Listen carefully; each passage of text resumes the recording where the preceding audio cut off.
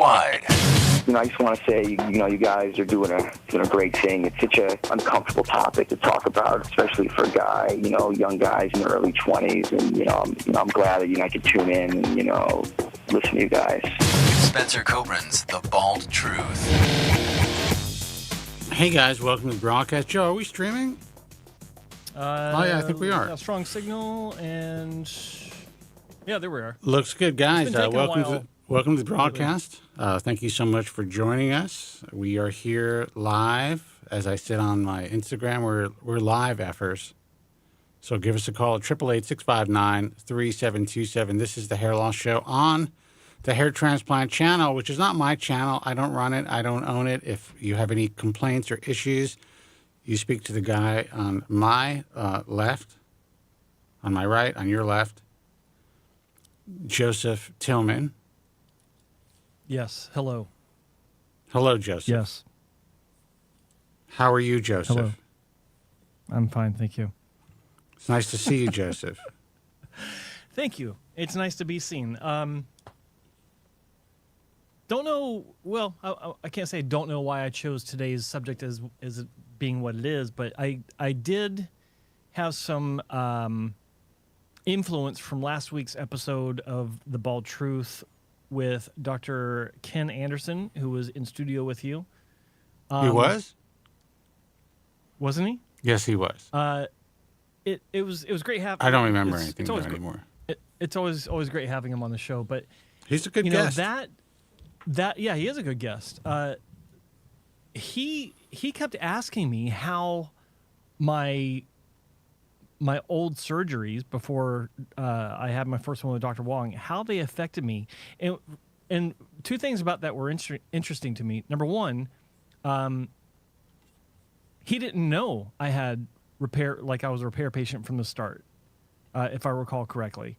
He was asking me these questions as if it was the first time he'd ever heard it. So, it was interesting to me to be telling him in real time what it was like, telling someone that doesn't know what I've been through as far as like my history. So, that was interesting to me. But then secondly, by the way, there's someone impersonating me in your chat room, Joe. Who's apparently on 10 milligrams of oral minoxidil, 1 pill per week, and oral through Tastride. He found an old, pretty nice, good old picture of me. That's a good one. Okay. Well, let's see. Yeah, let's just go ahead and remove him. Okay. He's gone. So, anyway, but the second reason why I thought of this subject for today was I've been thinking about it a lot lately, or more so lately than usual, where I reflect back on my time before I got repaired, what it was like to live with hair loss and 2 bad hair transplants at the same time, and not being able to cover it up. So no, I'm going to listen to you. I'm going to put you on my speaker, and I'm going to take the camera off of me because I think there's something wrong with my camera right now. I have to check something out. So go ahead. It's fine, but okay. But what I like for people to do is, if you're having issues, or if you've had issues in the past with how you dealt with your hair loss, I'd like for you to call in. I'd like to talk to you about, or I'd like to hear your story, because I don't think that we hear about this enough. We hear about first surgeries. We hear about, maybe a bad surgery, but I'd like to hear more about how it affected people in their day-to-day, because I was talking about that last week and how it affected me on the day-to-day. The types of jobs I was working, the types of jobs that I didn't feel comfortable taking because of the aesthetic shortcomings of my hair situation. And I don't know, it's just that episode with Dr. Anderson, his questioning stuck with me for this past week, not every day or anything like that. But I think about the show, and I think about the channel and things that I've done on the channel. And one thing that hasn't been focused on very much is the emotional aspect of hair loss and how people deal with it. I'd like to talk about that more on today's show. So anyone that's calling in, I hope that you can at least, share something among your questions that you'll be asking us, assuming I'd like to hear more about how it's affecting you, the hair loss that you're living with in various situations. So welcome back, Spencer. Well, I can tell you how it's affecting me. I'm still You're seeing fucked up problems by with your it. camera? There's a little something wrong with the color of my camera. I don't know what it is. I don't want to shut it off and turn it on. Sometimes I notice when I turn on the camera, it could have a little bit of just a kind of a different tint for whatever reason, the way it's picking up the light. But I don't want to screw with it because I'm already set up and we're live and we're streaming and it's fine. But there's sometimes, recently I've been able to kind of get the color where you can actually see more gray in my hair, which is my hair is salt and pepper, and I prefer that.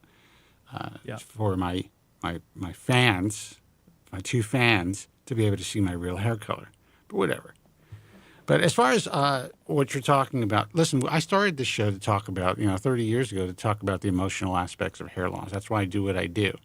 Unfortunately, in order to develop a career in this fucked up business, I had to essentially talk about everything that everyone else wanted to talk about, like especially at the beginning, like what's coming down the pike, future treatments, all the happy horse shit that you still see getting a lot of attention online.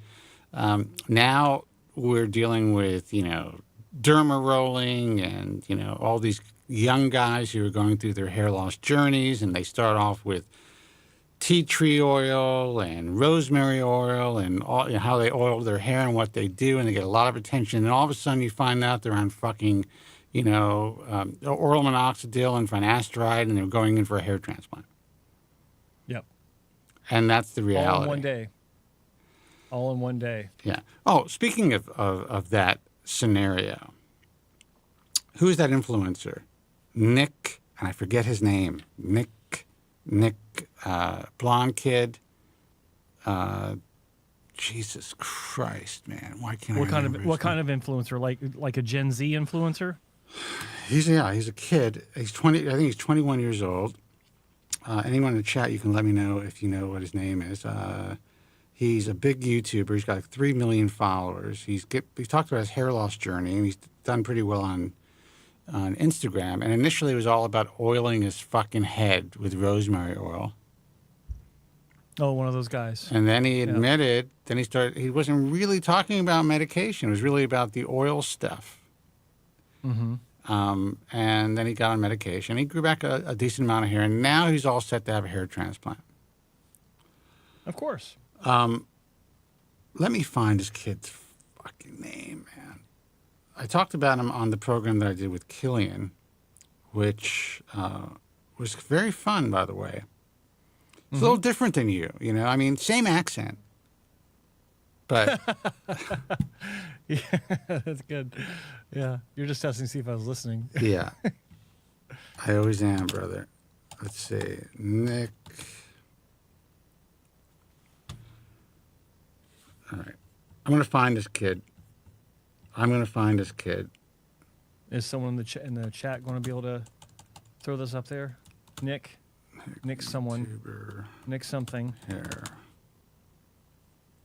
Yeah, I don't know what this is. Nick's hair health. Here he is. Is it Nick Wilkins? Let's see. Know. Nick Wilkins. Okay. He's an influencer. Oh, yeah. Why I'm bald. Right. I saw this one pop up. Okay. If Nick Wilkins is listening, I think this is really important. So, from what I understand, he's 21 years old, and he's set up to have a hair transplant with an online influencer who happens to be a hair transplant surgeon. No names need to be mentioned. And he's 21 years old. He's, he grew a lot of hair back. He still has a recessed hairline, not majorly recessed, but a recessed hairline, maybe approaching a Norwood 3 with, the hair growth that he had was pretty significant from the meds. But you can kind of see, given the fact that he started to lose hair in high school, and you can see the quality of the hair, even the hair that he grew back, which looks like it's pretty much, a lot of it's in a really good androgen phase. It's a little wispy. What he has on his side is that he is blonde with light skin.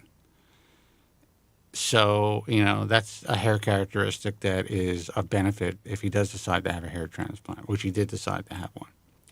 But the truth of the matter is, no matter how well he's done on medication in the short term, no one has a crystal ball to know how well he's going to do in the long term. Now, what I notice with a lot of guys who start aggressively when they're young, meaning they maybe started their senior year of high school, they will normally end up being about a Norwood 7 by the age of 30 on average.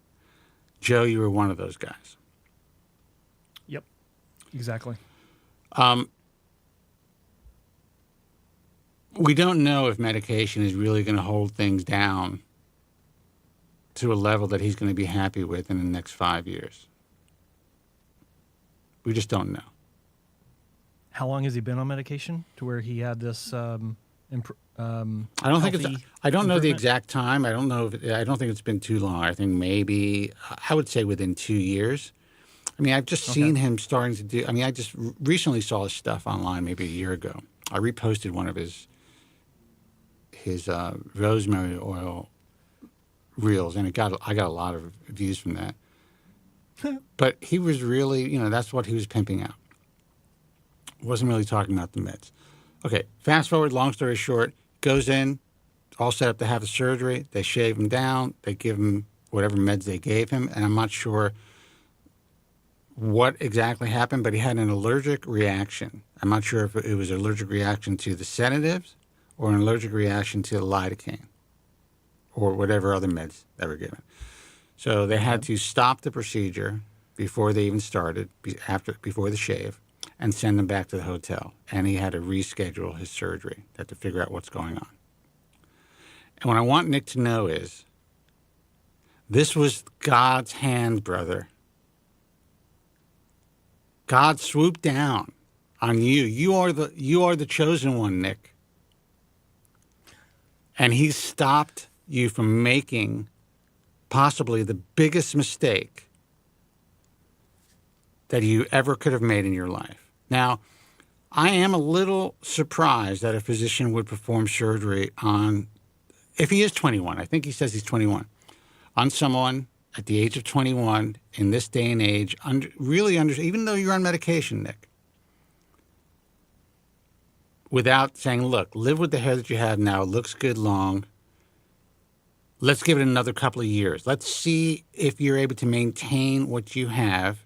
And if your donor, we'll keep checking your donor. You can come back every year, whatever it is. We'll do some miniaturization mapping. Let's really assess this situation for you. Because right now you look good. And it's possible that you won't. Things could happen after surgery. It's possible that medication is not going to work for you. And then you're going to be basically stuck on the surgical treadmill until you run out of donor hair. And that may be something that you're not thinking about right now. So all I can say is that this kid, he came back. Morty actually sent me a link to his live where Morty said that he was losing it online live because he's walking around with a shaved head and he was doing some crazy shit online. I don't know. He's probably just playing up to his audience, which is huge, by the way. But I was like, God, man, maybe there is a God. This guy, for some reason, he saved him from this. He or she saved him from a possible terrible fate. Yeah. And now he could live to tell the tale and continue on with his YouTube fame and success, grow out his hair to where it was before, and he's looking good. He's a handsome kid. He actually looks good with a close cropped hairstyle. Mm-hmm. I don't know if you saw his video. Picture, yeah. I saw the picture when I was doing a search. He's a good looking guy. Yeah. It frames his face perfectly. He doesn't need any more hair. Now, it's none of my business I can't tell a person what they need. But all I can say is someone who's been in the field for 30 years someone who's seen all these physicians, how they've trained, who they've trained with, what their, typical patient selection is like. It's pretty unusual for someone to feel 100% confident in treating you at the age of 21. I don't know what your thoughts are, Joe. Well, I'm looking at our brother in arms, Mike Pedroza, in the chat. He says, Joe Spencer, don't you think Nick should have a procedure ASAP to combat his hair loss? It doesn't combat hair loss. Exactly. It doesn't. It's two different animals. It combats emptiness, where the loss has already occurred. I know you know this. You're a smart guy. It's just semantics the way you worded it. But for people that don't know, we've seen this countless times online, fighting hair loss with surgery. It's not doing anything doesn't of the work. sort. It doesn't even begin down that line because loss has already happened. You can't, I talk to people about. This is an interesting one where patients or people will ask about performing a hair transplant to combat further loss. And what they mean by that is placing grafts in between existing hairs to prevent that area from looking like it lost hair in the future. The problem with that, this is one of my favorite analogies that I've come up with on the spot. If you have a glass of water that's filled up to the very brim, can you fill that glass of water with more water to combat evaporation? That's a very good point. No. And it's a nice analogy. And There's no room for that extra water. And Carolina in the chat room makes an excellent point about the frontal cortex not being fully matured until the age of 25. I'm not even sure if mine is matured at this point. I don't think mine ever has. Yeah. So there is that. But there's no way that this kid should be making this decision. And in my view, there's no way that any physician should guide him in this direction now. Yeah. Now, I know that's going to be a great collab. It's, and this is the world that we live in. It's a great fucking collab. And also, it's the practice of medicine. And I'm not a doctor. So maybe this kid has a particular family history. I don't know what it is, and maybe this particular doctor's like, you know what, I think this could really help this kid. So I'm going to do it. But I can't judge. I'm sorry. I can't judge. I'm sorry. We got to be realistic about this, okay? You know just as well as I do that at some point in the negotiations, because there were negotiations, the discussion about how big this will be online came up. I know nothing the of number the of kind. views, the clicks. Yeah, you do. I do. There's no way that did not come into play. Yeah, but this guy, this particular why doctor, talk about documenting it? But this particular doctor influencer already has a huge channel. It's unnecessary. It can never be huge enough. Jesus. That's what the Dick Doc says on TikTok. Exactly. Yeah. That guy's sending me those. That fucking guy. Well, listen, I sent that particular one to you because there's a doctor that we know who's following him, and I thought that was funny. Mm-hmm. It was funny, actually. Yeah. So, I mean, this guy, in my view, these guys who are doing these procedures, especially to young people, they're destroying their life. They're disfiguring them. They're junk. And by the way, guys, hit the like, guys and gals, hit the like button.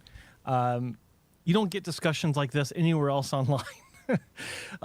Hair and dick doctors. I mean, come on. What else could you want? This guy calls himself the Dick Doc on TikTok.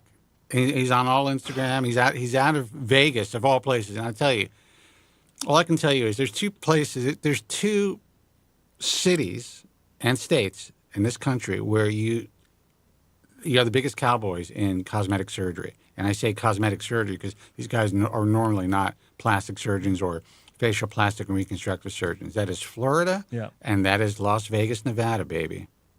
Yeah. And every single person and this is my opinion, but if you put fillers, dermal fillers, into your piece, even if somehow it looks good initially or after your second procedure, eventually your piece will, it can malfunction in time. That filler can absolutely migrate. You could have lumps, bumps, curves. Imagine 5 years down the road, once the fillers start to migrate, you're like, oh, you just need a touch-up. And all of a sudden, you ever see filler face? Well, imagine your piece looking like that. Filler piece. You got filler piece. And don't get me started on fat injections down there. Listen, guys, we're born with what we got. You just thank God that it works. And you work around whatever perceived shortcomings you have. That's it. You do not, it is not, they liken it like, having boobs done, whatever. It's not like that. This thing needs to be fully functioning. There's so many different vascular structures. I mean, Jesus Christ, the fact that physicians would do this, I mean, it used to be more. I mean, they used to cut the ligaments and do all kinds of stuff. And I know because Morty told me. Just kidding, Morty. But when I see this, it does remind me of the hair transplant industry. Mm-hmm. Tell you the truth. But Nick Wilkins, if you are listening to this show, if you get this, anyone, share this information, put it online, share this with them. I'm telling you, brother, take it from someone who's been in this industry from the beginning, someone who introduced FUE to the U.S. and to Europe, who forced the hand of physicians to do pure follicular unit transplantation using stereoscopic microscopes, who was able to get this field to a point that was once a logical endpoint.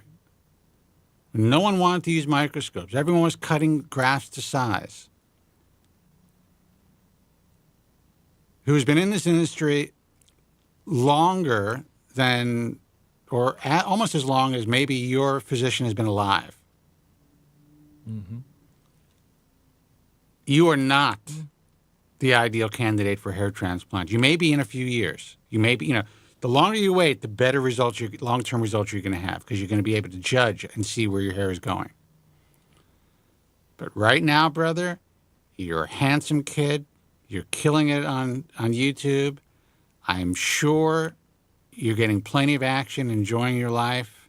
Do not do it. God came down and he saved your ass. One day you will thank me if you listen to me. Or you're going to call the program and say we should have listened to you. I should have listened to you. Phone number is 888-659-3727. We do have phone calls, Joseph, if you... Let's do it. Yeah. I'd like to hear from him. Yeah. Rob, listen, man. You're all right guy. You really are. But I can't imagine any, like I said, significant other or friend or anyone in your life who could possibly take the abuse that you give people online. Phone number is 888-659-3727. But you're not wrong. I mean, I do notice that there's a little bit of a darker film on the camera, but I don't feel like resetting it. So, you can go fuck yourself. Let's see who this is. Hey, you're on the air. Who's this and where are you calling from? Hey, Spencer, it's Max again from Texas. You remember me? Max from Texas. Hey, yeah, Max. You're the only Max who calls the show. What's going on? Oh, nothing much, my man. I just wanted to call in. As soon as I tuned in, we were talking about the male enhancement procedures. Oh, shit, that's right. You're involved with these dick docs. I'm the guy marketing it. Jesus Christ, dude. Are you a religious person? I do believe in Christ. I am a Catholic, yes, sir. Okay. When you can, I don't know how often you take confession, but you need to go to the confessional and just let them know what you're doing. May get the priest a little excited. We'll talk about that. Yeah, listen. You know what's funny? I'll sleep on that, huh? Once you confess, he's probably going to ask for your card. That's the problem. Exactly. Well, gentlemen, I wanted to share just a quick story about what happened to me personally this week. I had an ex-client that I worked for, and I knew he wasn't doing the best work, and so I was doing the Lord's work, and I wrote a bad review about him. And I just said that he's too expensive. He is using an artist device, but he's also simultaneously running a med spa as well. So he's one of these doctors, right? Yeah. And anyway, so I wrote the review on Monday. And by Wednesday, I was served with a peace order. He filed a restraining order against me, stating that I was harassing him online.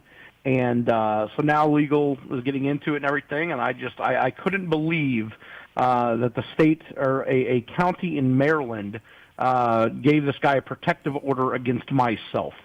And all I was just letting people know is that he's charging just outrageous prices. Well, that is interesting. I can tell you that I've dealt with the legal system in Maryland. My brother was killed in Maryland, and not to bring the room down. And I did a program for about a year called Highway Justice on WJFK Radio in the D.C. area. I don't know if you remember that station. But it was the #1 FM talk station, and essentially it was investigating the investigation of my brother's death. So the city, the state, the state's attorney, they weren't in love with me. Let's put it that way. But I can tell you that that is one bizarre state. It has one of the most bizarre legal system and processes that I've ever encountered. I mean, New York's pretty fucked up too, but yeah, it's pretty unbelievable that they would that a judge would sign off on that. I don't know how he'd be able to make that happen. Well, it was number one. It was a temporary, I guess, injunction, if you may. So it was a temporary status, and it's going to be expiring on the 17th. But either the doctor or his attorneys themselves are going to have to show up to the court and have to prove, I guess the harassment. Oh. But if I'm leaving a Google review, a Yelp review, a Facebook review about this guy's, knowing that he's blatantly ripping people off, how is that harassment? That's honestly true. I work for another client in Maryland. I don't know the details of this, but on the surface, isn't saying someone's ripping people off subjective? That wasn't verbatim. Okay. Oh yes. I thought you were going the other way. It is my opinion, but I also have fact that he's charging $7, $8, $9, $10 a graft when I know there's another doctor literally down the street from him that is charging half his price with the same device. But here's the problem, that is, again, that's playing subjective. Devil's advocate. Yeah. It's like, people can charge whatever they want. It's up to, and I'm just playing devil's advocate here. I can charge whatever I want for whatever widget I'm selling. If there's some guy down the street that's charging a quarter of the price, it's up to the consumer to decide if what I'm offering, if there's anything that goes along with it, is worthwhile. I have to agree. And let the market determine that. And it really is whatever the market will bear when it comes to a situation like this. So, I mean, if you wrote something like, I've been in this industry for a long time, it's my opinion that this particular doctor is overcharging for, a procedure that I am, privy to. There's a guy right down the block that's charging the industry standard, whatever, things like that. So I don't know so what's the exact language that you use, and I could tell you whether or not they're going to be able to keep this injunction. Yeah. Oh, I'll pull it up right now. I figure my counsel, everybody thinks he's going to get laughed at the courtroom. Okay, so here we go. So in my opinion, and this is the review that I wrote verbatim on his Google local listing, which is now down to a 3.0. In my opinion, this guy is a horrible person. Why? ? I have proof that he does not pay his contractors for work performed. I'll get into that in a little bit. But I have firsthand knowledge that his prices are very high compared to local doctors. Please make sure you do your research in Maryland. You will find less expensive hair transplant doctors for the same procedure. you did state it's your opinion. Yes. And, yeah, I mean, here's the interesting thing about the law, too. I mean, the law is used to also harass people who may be able to put out, real complaints. Now, you're not a patient. Nope. Would you be considered a competitor as far as, like, you're working for a competitor? No, I'm just giving my opinion, my firsthand knowledge that he's charging way too much. Well, no, that I know. But are you actually? Did you ever work with this guy personally? Oh yeah, absolutely. Yes, I did. Okay. Now, did you have kind of a falling out? I woke up on Monday morning and he disputed 11 months of credit card charges because he felt he was owed the money because he didn't make the sales off the leads we generated. Okay. Well, I mean, sadly, the guy sounds, like a lot of physicians, like kind of like a prick, sanctimonious type of prick. But no doubt, no doubt. Yeah. I tend to agree with your attorney, even though it could be construed as sour grapes. It could be construed as,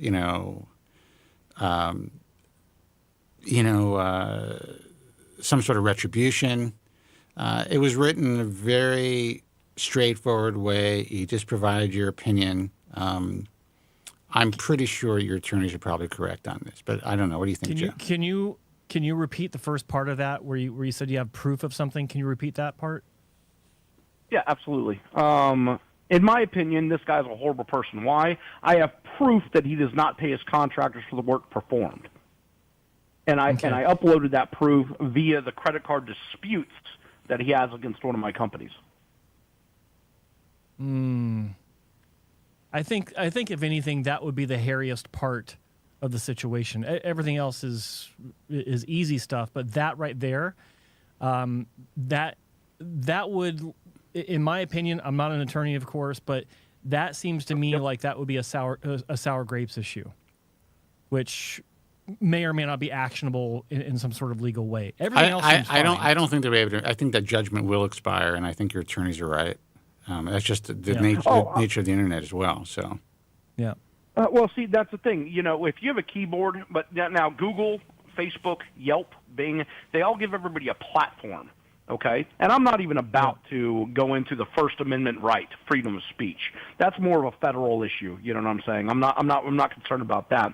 But what I am concerned about, and this is the main reason why I'm calling in, is to not to share my experience. But what if somebody else had a bad hair transplant, went on and ripped a doctor, whether he's got an artist, neograft, SmartGraft, or whatever, right, or an FUT procedure, and they go in there and they say, listen, I'm going to threaten you. I'm going to shut you up. I don't want to let people know. I don't want you letting people know that I do horrible work. It happens every day. Mm-hmm. Oh, no, absolutely. Absolutely. Because, these guys, everybody puts these doctors on a pedestal. Everybody thinks plastic surgeons and doctors are millionaires. I can attest that they're absolutely not. But, I don't want this to be sort of, actually, I almost do want this to be sort of a precedent of me telling people, just spreading the word, that this isn't a good guy. And he's got a back room in his office, and he does rely on techs, and he doesn't do the work himself because he's coming over you and consulting you with a hair transplant, and then he's going over and running his one of his liposuction devices. Look, I think the big mistake here, honestly, was the fact that he didn't have the foresight to say, look, maybe I don't want to work with this guy anymore, but let me just pay him, and we'll cut ties as friends. That is, in my view, and if I was working with any of these physicians, and if there was a scenario like this, my advice to him would be cut your fucking losses and move on because of this very type of situation. So I would say, from where you stand, I'm glad that well, it's good for consumers that the truth, if this is the truth, is out there. I can't say if it is or it isn't, but the truth according to you is out there. I think that could really benefit consumers. But Absolutely. These doctors in general are very short-sighted. This never should have happened to them. And any lawyer worth his salt who's not just trying to make money off of this guy, and these guys are, they know they don't have a leg to stand on. They're like, we'll take your money and we'll I will send either cease and desist or get this injunction, and we'll take him to court. And it's going to scare the shit out of him, and he'll take it down, and and in the meantime, we'll take your money. But they all know. I mean, they're fucking. Their hands are tied. They got nothing but their dicks in their hands. They can't do shit. They got their filled dicks in their hands. That's Absolutely, right. So there's So no, and that's the thing, So like I said, I just wanted to, call in and let you guys know what I experienced, but also for the listeners and for the chat as well. Just once again, if you had a bad experience, don't be bashful. Don't be so shy to where you don't share your experiences with other people. And that's the one big thing, because if he's threatening me, I can't imagine if he had another patient or another contact that he and if he's doing it to me, he's doing it to other people. Dude, you know what I mean? I started my career. I was a very young man, and within the first year, I was being sued, and all the radio stations. And I just gotten syndicated, so I was on like 4 radio stations. This doctor, Gary Hitzig, it's a famous lawsuit. From Long Island Medical at the time. He sued me and all of my stations for, in short, for defamation. And it was a significant lawsuit. And I'm a kid. And I look at it and I'm like, all right, this isn't great, but let me see what I can do about this. And one station said they didn't want to handle it. They removed me from the station. I was lucky enough to get another flagship station in New York. I went down to the courts, and I said, is there anybody here that could help me with this? Because I don't want to hire an attorney. I want to take care of this pro se. The courts help you with everything. I learned how to defend myself. I learned how to do the interrogatories. I learned how to do depositions.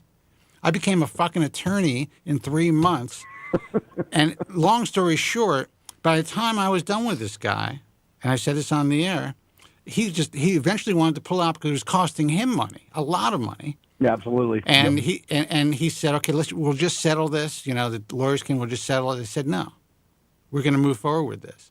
And then what's going to take to settle this? So the end result was we settled the case, and I could only speak about his practice or have people call in about his practice or speak about him in a derogatory fashion for no more than half my broadcast every week.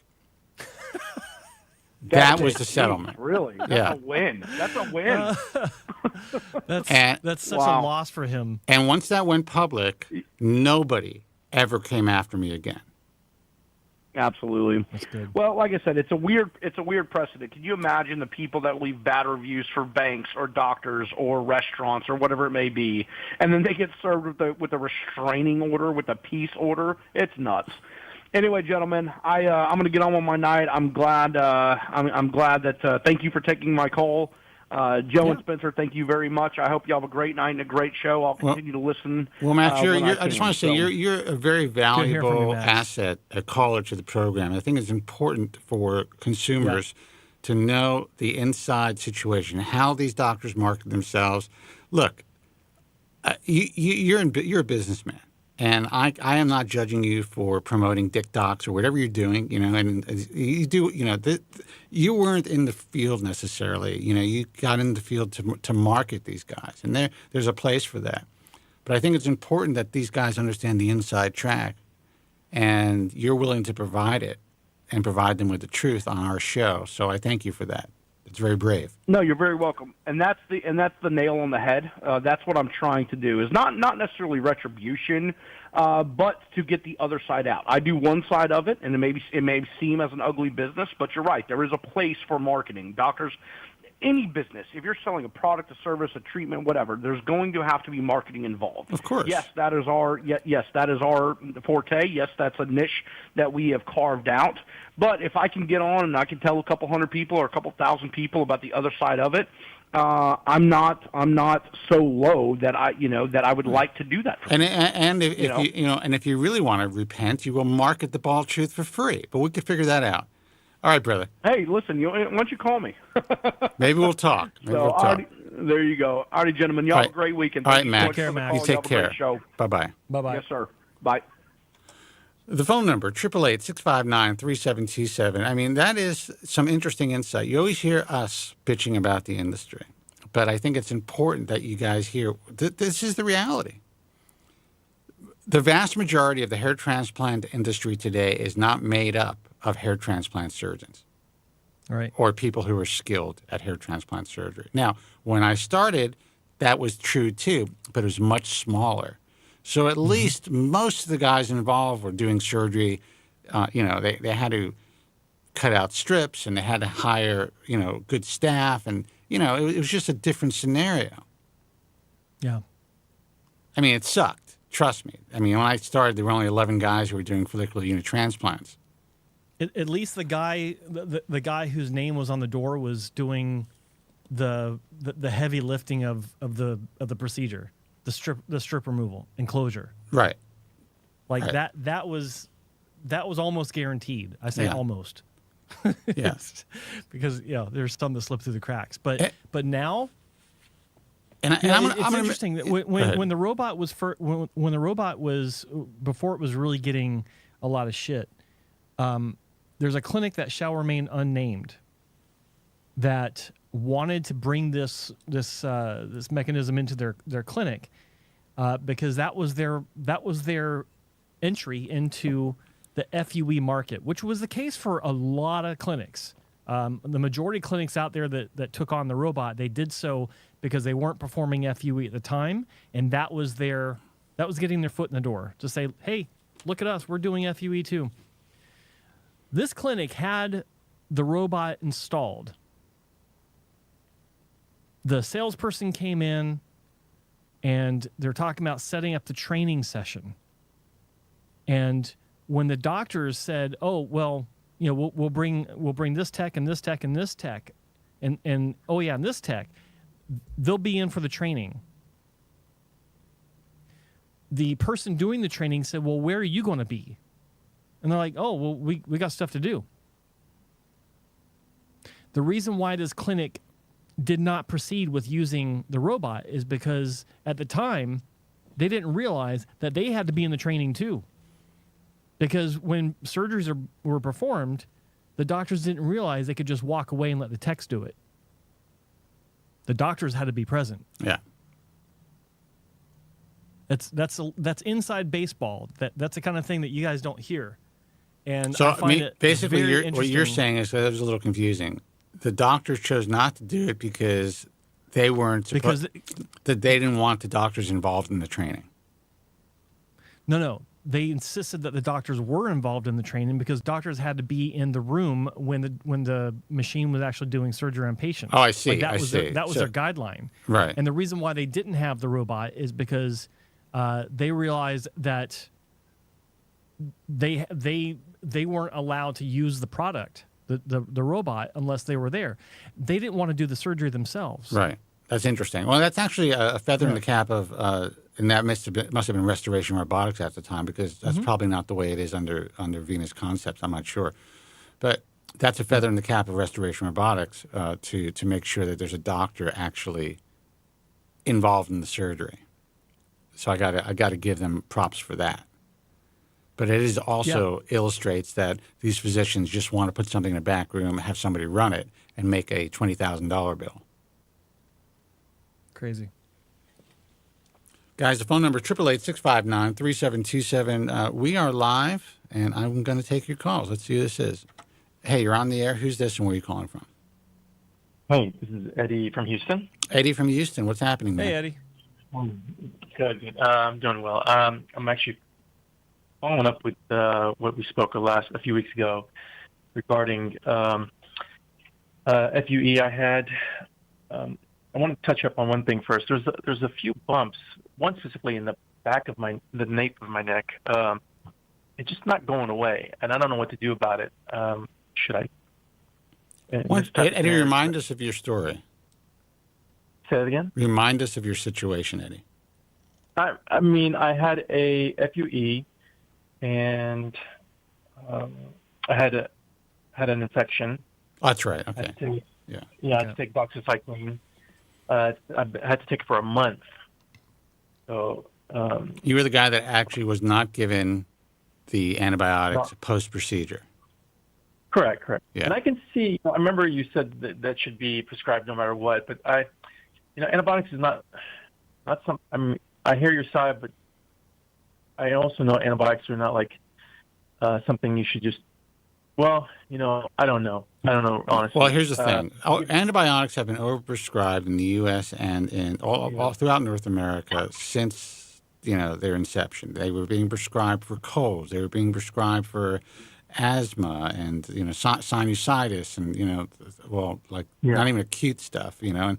And so there's been a resistance that's built up, and now there's problems. There's bacterial infections that are resistant to antibiotics. But anytime you're opened up, anytime there's a surgery, infection is probably the scariest thing that can happen to a person. Now, I want to put this into perspective. If someone has their hip replaced, the biggest fear of any physician, any surgeon, is infection, because if they get infected after a hip replacement, they have a greater chance of dying of that infection as opposed to if they were diagnosed with certain forms of cancer and cardiac disease. And that's just a fact. So the ability to mitigate infection after surgery is huge. So I understand your point, but you're opened up. Even if you have a dental procedure, that's when you get on antibiotics. Mm-hmm. Yeah, I would have preferred to get on antibiotics because I suffered for a month with it. Yeah. Just with the irritation, the redness, the bumps. So, it's. I have another question for you. Has your clinic asked to check your vitamin D levels? And I know this sounds wonky and woo-woo and shit like that, but there's a lot of evidence that having your vitamin D levels, minimum of around the range of 50 to 60, actually combats these types of infections and really helps to get things. First, it can mitigate the infection, but people will heal faster from infections if their vitamin D's in check. I mean, I get tested regularly. There was no issues with my vitamin D levels, and I did take vitamin D3 liquid drops after the surgery. I think was recommended to do that. Okay, good. So you're still suffering. You still have bumps. Do they feel infected? I just have one left that I can feel that just won't go away. I don't know what to do with it. Now, have they recommended you see somebody locally? Where are you located? I'm in Houston. You're in Houston. Sometimes I'll go. Sometimes I'll go to Phoenix. So next week I'll be in Phoenix. I'm going to see somebody. I scheduled with a dermatologist to take a look at it again. Yeah, I think that's a good idea. And if you're going to be in Phoenix, I think you can maybe see Scott Alexander. He's in Phoenix, right? I saw him. I did see him. I was there a few weeks ago. Yeah. I think right before I called you guys, and he said just leave it alone. Let the medications do their job first and heal before you pop anything or go in there. That's true. You could also. He's very conservative. Yeah, and that's smart. And also, I mean, if you want, you can go over. You could. How far are you from Plano? From where? Plano, Texas. Yeah. Oh, with Dr. What's his name? You can make go see Yaker. Yeah. I'm like 4 or 5 hours. 4 hours, probably. Yeah, I mean, you have options, but the good news is that most of the infection is gone. Yeah, the infection is gone. I think it's just like one bump, and I don't know if it's just an ingrown hair. I don't know what it is. Yeah, I mean, you could have a lingering pustule that's just lasting. Yeah. Other than that, everything else seems healed up, so I'm not too concerned.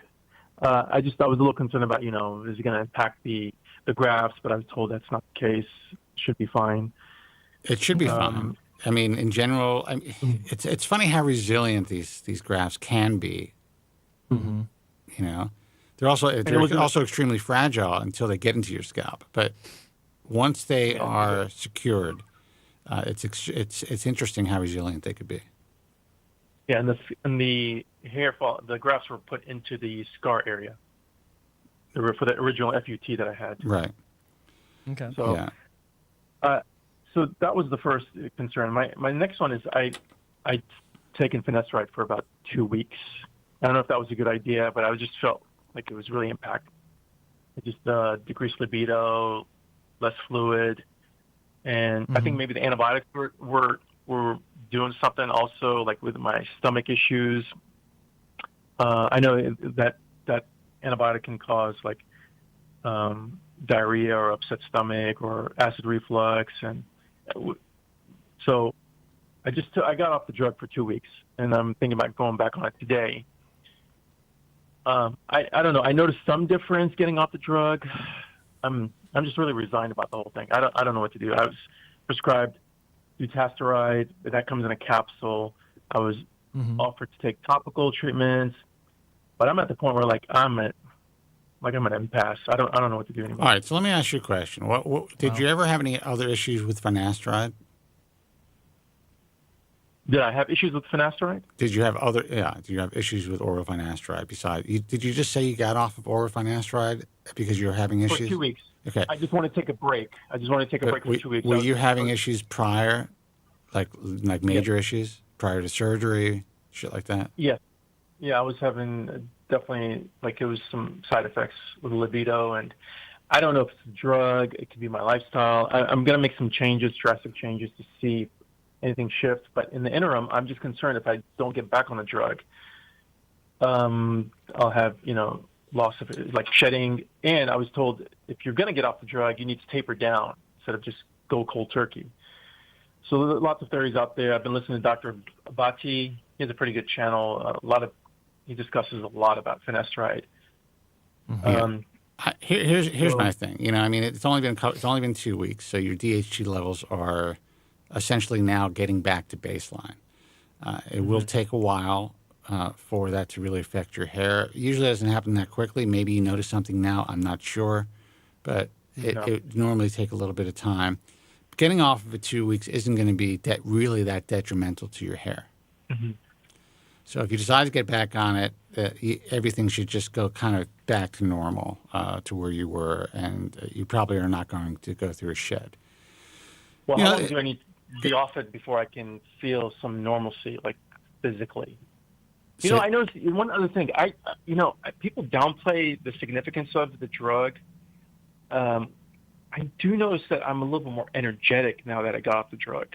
No, people don't. It's not the significance of the drug. People downplay the side effects of the drug, and I agree. There's no doubt. That's why I reserve dutasteride as a full last resort. There are studies that have come out that blocking type 1 and type 2 5-alpha reductase for long term could potentially cause ocular issues, can potentially cause insulin resistance and type 2 diabetes. Even just on finasteride, there is now some thought that it could cause, long-term use could cause a very small percentage of men to start to deal with insulin resistance and possibly type 2 diabetes. But now that they're doing further studies, they're using both dutasteride and finasteride, when they make the comparison, it seems that, and again, studies are overturned all the time, but it seems that it's really the blocking of the type 1 of the enzyme, 5-alpha reductase type 1, that is causing the main issue with possible insulin resistance. Whereas dutasteride blocks both. Dutasteride blocks both. So it is a non-selective 5-alpha reductase inhibitor. It blocks type 1 and type 2. So don't take dutasteride if I'm having problems with finasteride. Well, people will tell you, some people have no side effects on finasteride, on dutasteride, while they're having side effects on finasteride. It really comes, I can't tell you what medication to take. In my world, the only reason I didn't get on dutasteride when it was approved, like everybody else in my generation, who thought that blocking every aspect, every bit of DHT was a smart move, I made the decision not to do that because I felt whatever I was blocking from eliminating the enzyme and the conversion from the enzyme 5-alpha reductase type 2 into DHT seemed to be working for me. So maybe that other enzyme should be sticking around for something. That's how I felt. Yeah. And I've been on the drug for 30 years. I did have some slight fasting blood sugar issues, nothing out of control. But I'm like, why is that? I'm pretty thin. I mean, I did get a little overweight at one point. I work out all the time. I'm like, is it the finasteride I use? So what I chose to do is essentially almost every hour or every hour and a half, I get up. I do 5 minutes of jumping jacks. I know it sounds crazy, but and then I test my insulin. I'm like, wow, I'm pretty steady this entire time. Most people don't take that effort, don't do that type of work to kind of monitor their shit. But in my view, less is more. If you can somehow get away and live life just on finasteride and keep your hair, that's the way to do it. But you are suffering with side effects. You said that you feel more energetic. So yeah, I'm like, I don't go out. I was listening to your podcast last week or the week before, where I think it gets me out of trouble with the department, like with the women. It's like I don't have this drive to chase after women, but I think that's not good either. I think that there's like a loss there. There's something missing when you have this sex drive and. No, and also it also gives you a drive to succeed in life, and testosterone and that that sex drive. For whatever reason, hasn't. I mean, I don't know if it has affected my sex drive. Then I would never have gotten any work done in my life. That's all I'm saying. Yeah, I noticed that there's times where if I'll drink coffee, I get this energy back, and like the drive comes back. It's very strange. And it's like I miss that. So I don't drink coffee anymore. I rarely drink caffeine. I don't drink alcohol. And I wonder if people who are on finasteride, maybe they don't, like those who do have fun, like have these recreational activities, maybe they don't realize it as much as someone who's cleaner. I mean, listen, it's all speculation at this point. You have to kind of work with your body. Now, I take caffeine as a medication, essentially. So I drink coffee rarely, maybe once a week, but I take after about an hour or so, after I get up and I let my body kind of regulate, I take 200 milligram capsule of caffeine. I actually just open the capsule, put in water, and that gives me a burst of mental energy and physical energy. I can do my workout. Yeah. I make my phone calls. I feel really good. And I kind of do it pretty precisely throughout the day. I try not to go higher than 600 milligrams. I usually keep around 400 milligrams a day. I'm old. So, go ahead. I'm at your age. I'm just younger, just a few years younger than you. How old are you? 53. Oh, you sound like a kid. So that's good. You do. Yeah. They say I look like a kid too. Enjoy it. That's good. Enjoy that. I know what lasts. Yeah, I told the 21-year-old woman my age. Of course, she asked me to guess her age, and I guessed. I mean, I thought she was like 30, but I guessed 20 just to make her feel good. But she ended up being 21. I told her my age. She almost dropped dead. Now, I never ask. I hate when guys ask, "How old do you think I am?" I'm just right away. I'm like, I'm almost 60. Yeah. You got to be upfront with that shit. But anyway, that was a humble brag, I guess. But listen. I hear you, brother. That you have to make a choice. Sometimes it's a balancing act. What's your life going to be like if you have this transplant? You've been through all this process, this pain, this infection. You're finally getting things back together, and then you lose the rest of your native hair because you have you're feeling a little bit more energized without taking finasteride. Or you can consider taking finasteride and kind of, using caffeine, or changing your diet and trying to figure out how you can function best on finasteride. Now, I'm not saying to take it, but you have to, you have to weigh this out as far as your happiness and how you're going to function for the rest of your life. So how long before? So at what point do you, when you stop taking finasteride, at what point do you regain?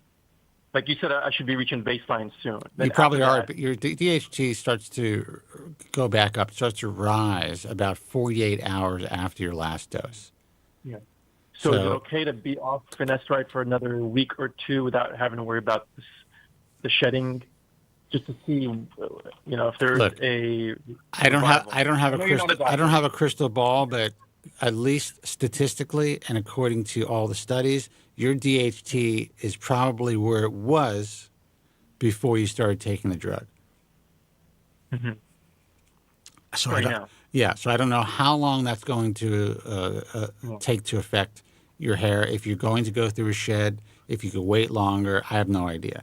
But if you tested your DHT right now, or asked a doctor what their thoughts were, they would say you're probably at baseline now. What's normal DHT levels? Is there a range? It's not about the range. It's about your range. It's about how sensitive your body is to DHT, and you lowered your DHT by say 50 to 70% when you're on finasteride. Mm-hmm. That lowering effect is no longer happening. So you're back at your baseline. So it's not about what's normal. It's about how your body reacts to DHT. Okay. I hope that makes sense. No, I get it. Joe, I forgot, are you taking finasteride or dutasteride? I can't remember what you're taking. I take finasteride. I did take dutasteride for about 2 years, around 2006, 2007. And someone in the comment section from the last episode asked me about this as well. I stopped taking it. First off, I didn't see any difference as far as how my hair was affected.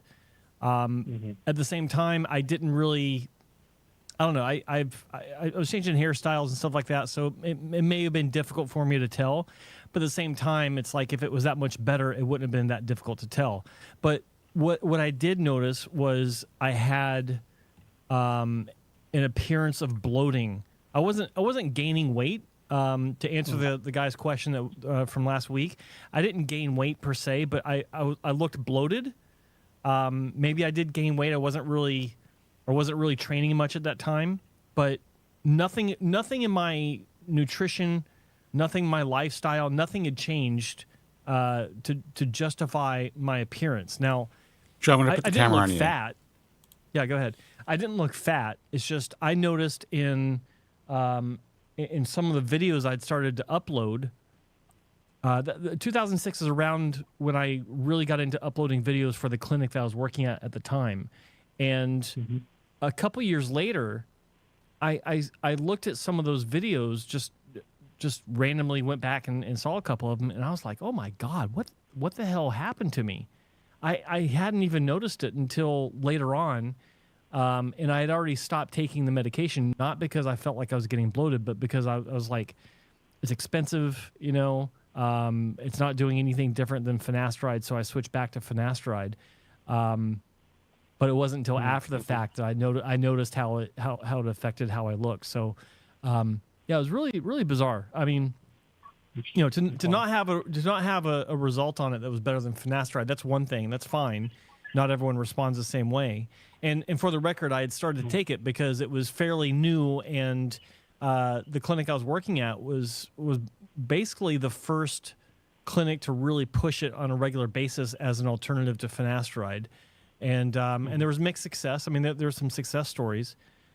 And I wanted to get on that train because, you can never have enough hair. Didn't work out for me.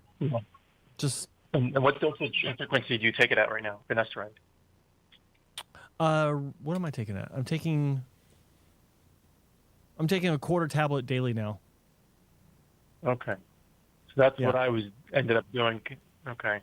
Which is what I'm going to go back to. I mean, there's recommendations to take topical. I mean, some doctors swear by, say, just take the topical, all these side effects will go away. But then how effective is the drug, the topical? I mean, let's say you apply it correctly. Is it going to absorb as well? Is it going to be as effective? What's your experience, or what do you know about? I tried one topical that was nothing more than the world's greatest hair paste. It was great for styling my hair. I'd be tempted to continue the prescription just for the hair styling qualities. Gel or foam or liquid? Well, no, it was like a paste. It was like it felt like toothpaste, like a baking soda based toothpaste, and it worked really well as a styling agent. But when you're dealing with topicals, the number one problem that you got to consider is they're all different from one clinic to the next, one brand to the next. They're completely different. No two topical formulations are the same because everyone's got to have their own little twist on it, and that means you don't know how it's going to work because, it's tough enough getting a product that is consistent, like original finasteride, 5 milligram finasteride or 1 milligram Propecia. It's tough enough to get the same result across the board. Can't do it. So that's one variable in a two variable problem. When both variables keep changing, then it's like trying to throw a needle through a haystack that's moving at 5,000 miles per hour in the opposite direction.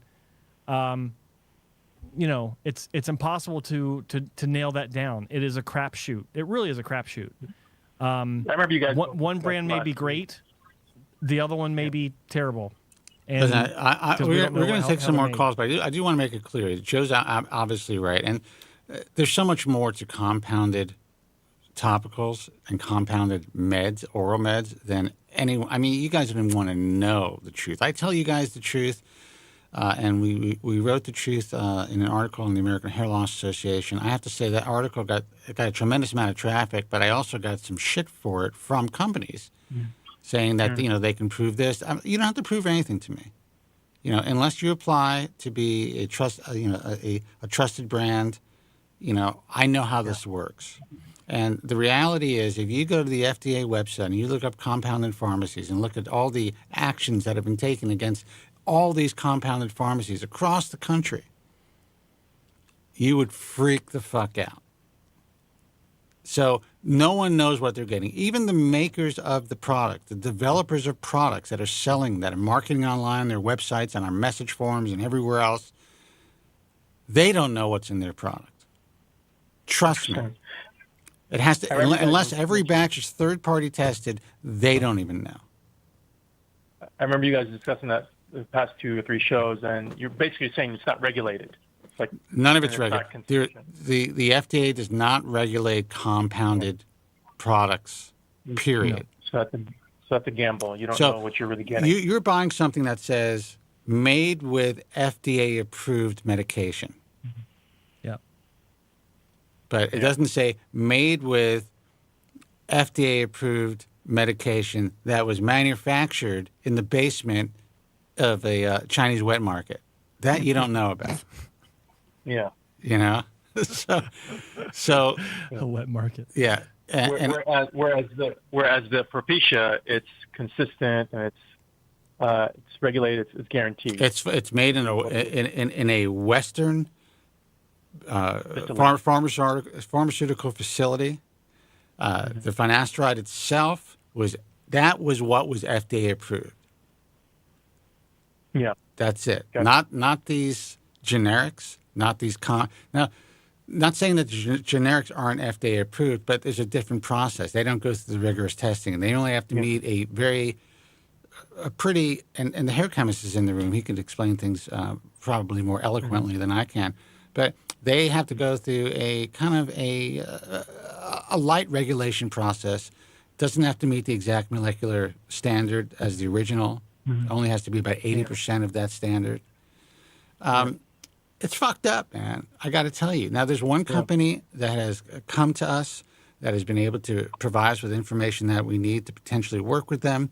They actually are going to be manufacturing in their own pharmacy, so they're not going to be using 5 different pharmacies in different parts of the country, and that's where people get in trouble. So when you look at companies like, the bigger companies, Keeps, Hims, whatever it is, sadly you just don't know where the drug is coming from, where it's being manufactured, how many facilities are manufacturing for that particular company. If you're getting the same drug from the same compounding pharmacy that you got it from, that they're using, that you got it from your last batch. None of that is made clear. None of it's transparent. And I can tell you this, so they're not telling us that. I spoke to, the biggest company a long time ago, and they were very interested in working with the American Hair Loss Association. I asked them a very simple question. Trust me, you don't think we want the licensing fees? It'd be very helpful. All I asked was to provide this information. It wouldn't happen. And I know why. Can you commit? Nope. Can't do it. Won't do it. Bye-bye. But we'll give you 10% more for the license. How's that? If we, we'll give you 10% more if you don't make us tell you or provide transparency. Yeah. Good? Again, Jack, my father, money, I'm sorry. no money. He's rolling over in his grave right now. He thinks I'm an idiot. All right, brother. You got some integrity. At least you got some integrity. You know, I understand. Yeah, you don't know where the stuff is being sourced from and lacks transparency. That's a big ordeal for it. That's a big issue. For Everybody has great marketing. Everyone they could sit on their websites with their arms crossed, and be a doctor and have a white coat and all that happy horse shit, and it's meaningless. Yeah, I got you. Yeah, it's all just perception, image. 100%. All right, brother. Listen, good luck. I'm glad the infection essentially has gone away. And thank you so much. Keep us updated. I really appreciate your advice. All right, I will. man. Thank Take you care. very much. Bye-bye. All right. Have a good week. Bye-bye. Take care. I'm going to get some hate this week. I'm curious. I want you to chime in on this. There seems to be a battle going on, or a discussion. I'll say a debate in the chat room. Spencer, what Norwood level would you put me at if you were to put me on a Norwood level? I would say that if I were to look closely into your scalp, I would say you're probably between a 3 and a 4. But aesthetically, you are a high. You have a full head of hair, so you could be, like a high 2, a high 2, 3 aesthetically. Yeah. 100%. Because but I would say if I had to look at your head wet, I would say that you're a 4. Well, that's a different thing. But yeah, walking on the street, looking at me. No, you're a man. You're a mature man, very handsome, by the way. With a full, I debate that I'm not very mature. With a full looking head of hair. So I would see you socially. I would say you're a high 2 to 3, like a 2.5. Why? What's going on? What's going on in the chat? Well, because Rob and it looks like Hair Chemist were getting into some sort of debate, and Rob, don't think I didn't see those choice colorful metaphors that you're throwing out there. Please refrain. We don't want to go down that road again. And then Hair Chemist was saying that I'm a Norwood 4. I don't see that. No, he said it's impressive to go from a 7 to a 4, but I'm a 4. Well, it's interesting that I said that because I didn't see what Hair Chemist wrote, but maybe he means what I mean. Maybe. Well, he didn't clarify, but yeah. But I would say, looking at you, you're a guy with a full head of hair for a 50-something-year-old man. Like, it's not like, oh my God, this guy has Hasselhoff hair, but it's a full-looking head of hair for a man your age. David Hutton, and this is a good point. David Hutton, he goes, the high forehead on Joe makes it confusing for some. I get that. No, I agree. But Hair Chemist's qualifier was that you can see my temples, which I disagree with, my friend. Just because, you can see my temples, of course. More specifically, it's temple recession, I think you're trying to say. But temple recession is the hallmark of a Norwood 2. Deep temple recession is where you get into Norwood 3 territory. So it's in there somewhere. I don't know. I saw that and I was kind of surprised at the impressions. So I wanted to get a unbiased. So do you want me to cut Killian off from the trusted content creator program? No, I'm kidding. Absolutely. Killian knows I'm kidding too.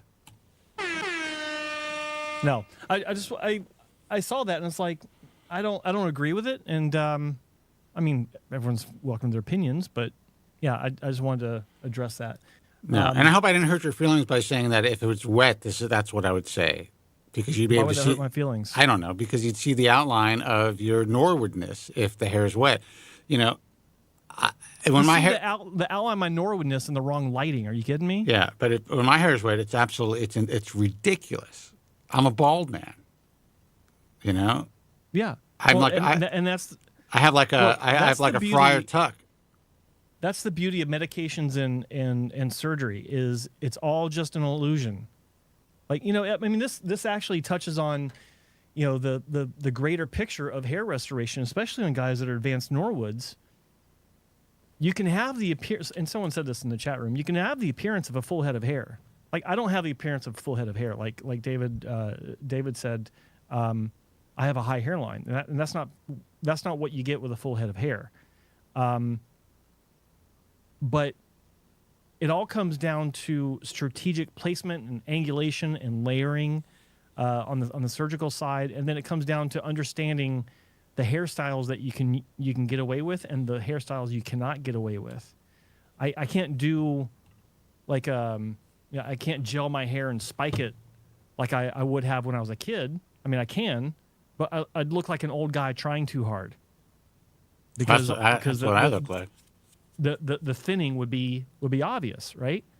But when you have those hairstyles that you find that work right, then the placement of the grafts, the existence of the hair in these different areas, like there's a lot of hair there, it's just not full density, and so you have to have these compromises to make the most of it, and that's where angulation and single hair grafts and directions. I mean, that's why I shave my pubic hair.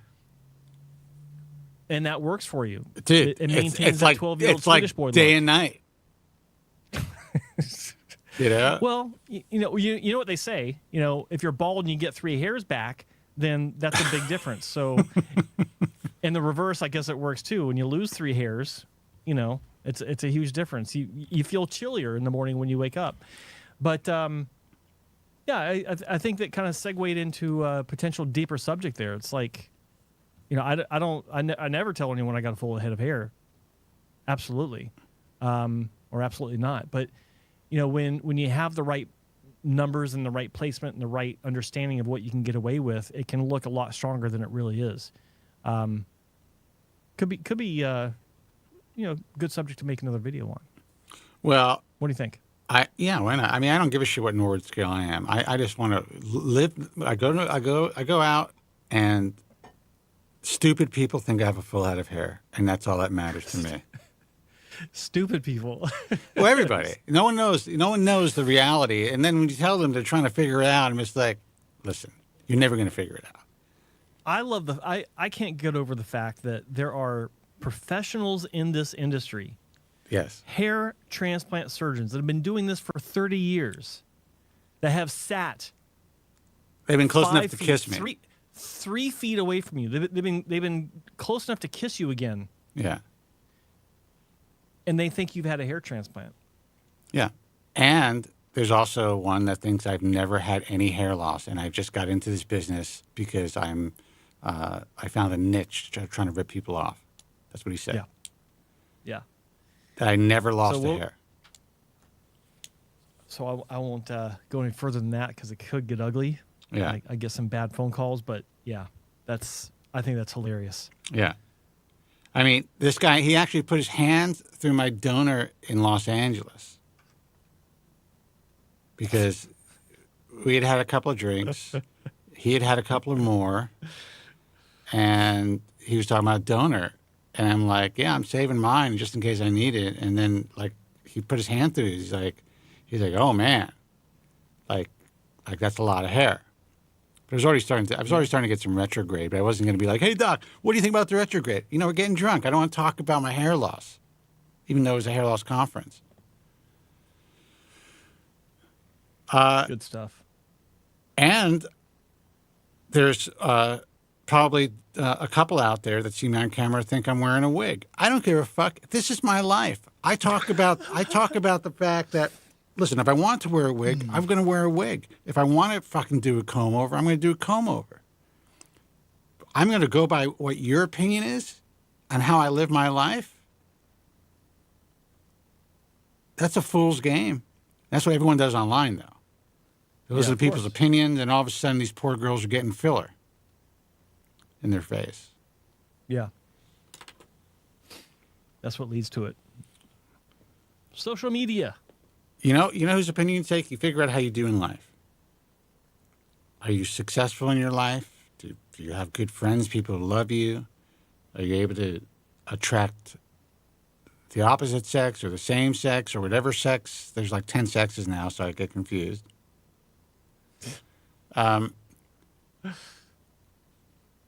I've never had someone tell me, who I've met at a bar, and I'm single now, whatever it is, that, yeah, you know what? Your temple, your fucking, temple's a little bit too high in the left. What's going on there? Never happened.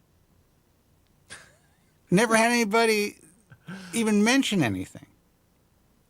It's all been very positive. Except online. No, except online. In real life, my life, things like that are very positive.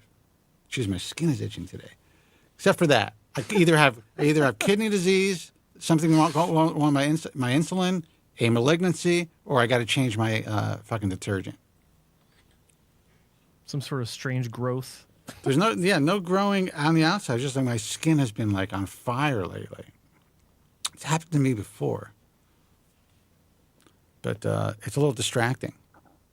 But that's what the booze is for. Let's take a call. Hey, you're on the air. Who's this and where are you calling from? Hey, caller. Hey there. This is Richard from Southern California. How are you guys doing? Richard from California. What's up, Richard? I'm good. Mostly I think I had a word with Joe last year. I called in one of the shows and are you German? Explain my Sorry? Are you German? Dutch? Nope. What are you? English. Nope. Californian. Saudi Arabian.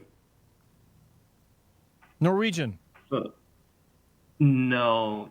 You guys are taking all the guesses. So I'm Asian. From where? So yeah, I don't sound Asian. That's what I said. You're Norwegian. No, Asian. So I said North Asian. Yeah, I'm South Asian. Okay. I wouldn't want to give more than that, but so yeah, I actually called in last year. I was talking to Joe Tillman and explaining him about my situation. So I also just wanted to build up on the conversation we were having a couple of callers back. So, this guy was talking about his hair transplant experience. I guess I sort of, joined the call in the middle, so I don't know the full context. But I'm having this issue where I'm starting to see this trend. I've consulted a few hair transplant surgeons. I've been to their offices and everything. I'm starting to see a lot more of these consultants who would want to first sort of screen you before you actually get to see the doctor. And, I totally understand that the doctors sort of don't really have the kind of time on their hands to attend to each patient personally from the get-go, or maybe ideally they should. I don't know. I mean, that's a debate in itself. But I'll share you about my last experience. So I went to this doctor's clinic, and they had a consultant, and he was talking about how he got a hair transplant from the doctor and this and that. No, I'm a very well-versed guy. I had my hair loss. My alopecia started when I was 15, 16. And, I know about all the drugs, minoxidil, dutasteride, finasteride, right? I've been on dutasteride since 1 year, finasteride since 1.5 years. I switched on to dutasteride. Currently, I'm like a Norwood 3, but going into Norwood 3.5 or 4. How old are you? Close to it. I'm 31. 31, okay. Okay. Yeah, I'm creeping into Norwood 4 now. And so, obviously, I know for a hair transplant, you first need the meds to be working, but I sort of have a special kind of case. So what's happening with me is that over the last year, I noticed that the hair on the back, like in the occipital region and the donor area, I used to, have very thick growth there. I never had any kind of crown loss. I did see some sort of crown loss last year, I think, when my hair loss accelerated maybe. But my crown is doing okay. But what happened over a year or so is that, I also have a USB microscope since, I'm sort of, I don't know if I should say this, but I'm balls deep into this stuff. I just have to resort into research on my own because there's only so much out there on the internet. So I got a USB microscope and I was taking a look into my donor area and stuff. What has happened is that a lot of the grafts are now a single strand of hair instead of a multi-graft. So when I style my hair and everything, it sort of looks normal, full head of hair from the back, obviously have temple recession and things like that. But I'm trying to see if a hair transplant surgeon would be, okay doing a hair transplant with the hair that I have on sides, right? They just don't go just on the occipital, but they also extract grafts from above your ear and stuff like that. But the challenge I'm facing is that every time I would go to a surgeon and they would have one of these consultants and I have to explain the situation to them, they were like, oh, about these medications very well. You seem very well researched. You're explaining your situation very well. And I feel like there's some sort of condescending tone that gets started, that this guy just knows too much and then he's not listening to me, but rather explaining to me what's going on. So I saw this doctor who declined me as a patient because I think they were just risk averse. I still feel that hair transplant is possible in my case, at least from if you were to really go and choose the grafts carefully, because it's not that, I don't have that diffuse alopecia that I'm losing, you know how sparse hair looks in that case. It's not like that. My mid scalp is pretty solid. I do have lost a little bit of temple since last year. It's just that something weird has happened on the back of my head. It was worse last year and it got a little better, but the grafts are mostly single grafts, and it looks okay when I style it, but I can imagine why surgeons have little apprehensive. But they don't even listen to me a lot. Like I'm trying to explain, I'm trying to go for a very conservative hair transplant where maybe I could be a stable Norwood 3. Like I'm asking for maybe a 0.5 addition to my hairline. That's about it, just to fortify my hairline and get to buy a few years. But I don't know. I've seen these hair transplant consultants. Sorry, let me jump in and sorry to cut you off, but I have a question that's nagging me. What when you say most of your donor hair in the occipital region are single hair grafts, what do you mean by most? Are you talking like over 50%? So the way I have to explain it. I'm sorry, I don't have a straight answer for you, but let me explain. So last year I started noticing that, as a kid and as a teenager and when I was a young adult, I would have some sort of, depth to my hair at the back. It started getting flat, right? And then I noticed that there was some sort of a weird straight line going from my crown to mid-occipital, which was, I don't know, it was some sort of hair loss or something. So that line got better. But sorry, did you say a straight line going from your crown down into the occipital? A little bit of, yes. I still have a little bit of that, like 3 centimeter like that. It's not completely slick bald, but it just looks like it's sparse. I don't know what I know what is. you're talking Maybe about. I know what you're talking about. I've seen this. I know what you're talking about. Yeah. Okay, maybe I can use your expertise here, guys. But let me also elaborate out for your question. So what I have noticed is that the nape, right, that's all single grafts. If you move to occipital, there are a couple of double grafts, but I rarely see any triple grafts here. And then, like, if I were to take my hand and go from my nape all the way to crown, like if I were to just, shake my head like that, it just looks a little sparse. Like, you see all those kind of old guys or senile alopecia. I don't know what the exact term is. But if I have it, like, if I brush it once down, it looks good. Like, in normal life, no one would see that there's hair loss like that. But I get it. I get it. And at the risk of sounding like one of the consultants that's not listening, I am listening. I just want to jump in because I understand what you're talking about, and I will say this, okay? Based on what you've told me, being Asian, and just right off the bat, that automatically means you have a higher number of singles on your scalp, occipital and anywhere, compared to any other group out there. Africans, Caucasians, I'm South Asian, by the way. I don't know if that helps. Yeah, I'm not East Asian. I'm South Asian. Yeah. I got it. I figured that out as you continued, and so yeah, you just by genetics, you have a higher propensity to have single hair grafts at a higher percentage than other ethnic groups. So there's that. Okay. But what you're talking about when you mention that strip or that line of area in the occipital, it's below the crown, that's got that kind of mystery area of thinning. That's indicative of where your loss is headed in 5, 10, 15 years if you're not responding very well to medication. Okay, I've seen this many times. That is it's actually a benefit for you because it gives you a small glimpse into your future. Okay? Your crown is going to get bigger. Your crown's going to drop. Any area thinning in your crown that you have now, that's going to go further down. And what you're talking about with the fullness of your donor region, where you said that when you're younger, it looked like it was fluffier, or Sure. I forgot the adjective you used, but as you got older, and have a little bit you're of only weight, I guess, 31, more Yeah. weight to it. Now it doesn't have quite as much weight to it, and you're able to comb it down and it looks fine. That tells me one thing above all else: you're not a candidate, and the reason you're not is because you're losing the volume in your donor, like you said, which means that your donor is potentially also susceptible to DHT, and you have maybe some form of DUPA. Maybe I like a sight unseen. This is just what you're telling me, but the way the progression is continued, and these little things you're telling me, it doesn't sound like you're a good candidate. And the surgeon that turned you down, you said that he's risk averse. He could be very ethical, and Yeah, he could be doesn't want to put you making in a the bad appropriate situation. decision for you, and in his mind, he's yeah. I mean, patient selection is key, and why would he want to put you in a potentially fucked up situation, and himself as well, by having an unhappy patient? Sure.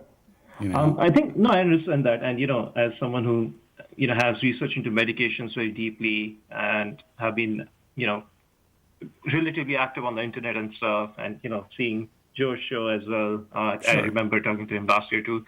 I do understand these things, and I don't want to end up in a situation where my hair transplant looks worse off than what I am today, right? Of course. But my only, the only query that went unanswered is that, I think I still have good hair growth, and, I don't have those single graft hair, at least on the above the ear. Like I've seen some hair transplant doctors take hair from there as well. I don't know if that's enough, but I'm sort of looking into a middle of the road solution where, okay, we don't use your occipital hair, but maybe we can use hair from specific locations. Let me ask you this. You're 31 years Sure. old. It's 2024, almost 2025. There are other options now that seem to be a lot more acceptable in our culture, especially online. And one of those options is either partial or a light hair system. Would you consider that? I don't think so, honestly. That's just like, yeah. So you'd rather, thought about and it. again, and this is not, I'm not judging you. It's.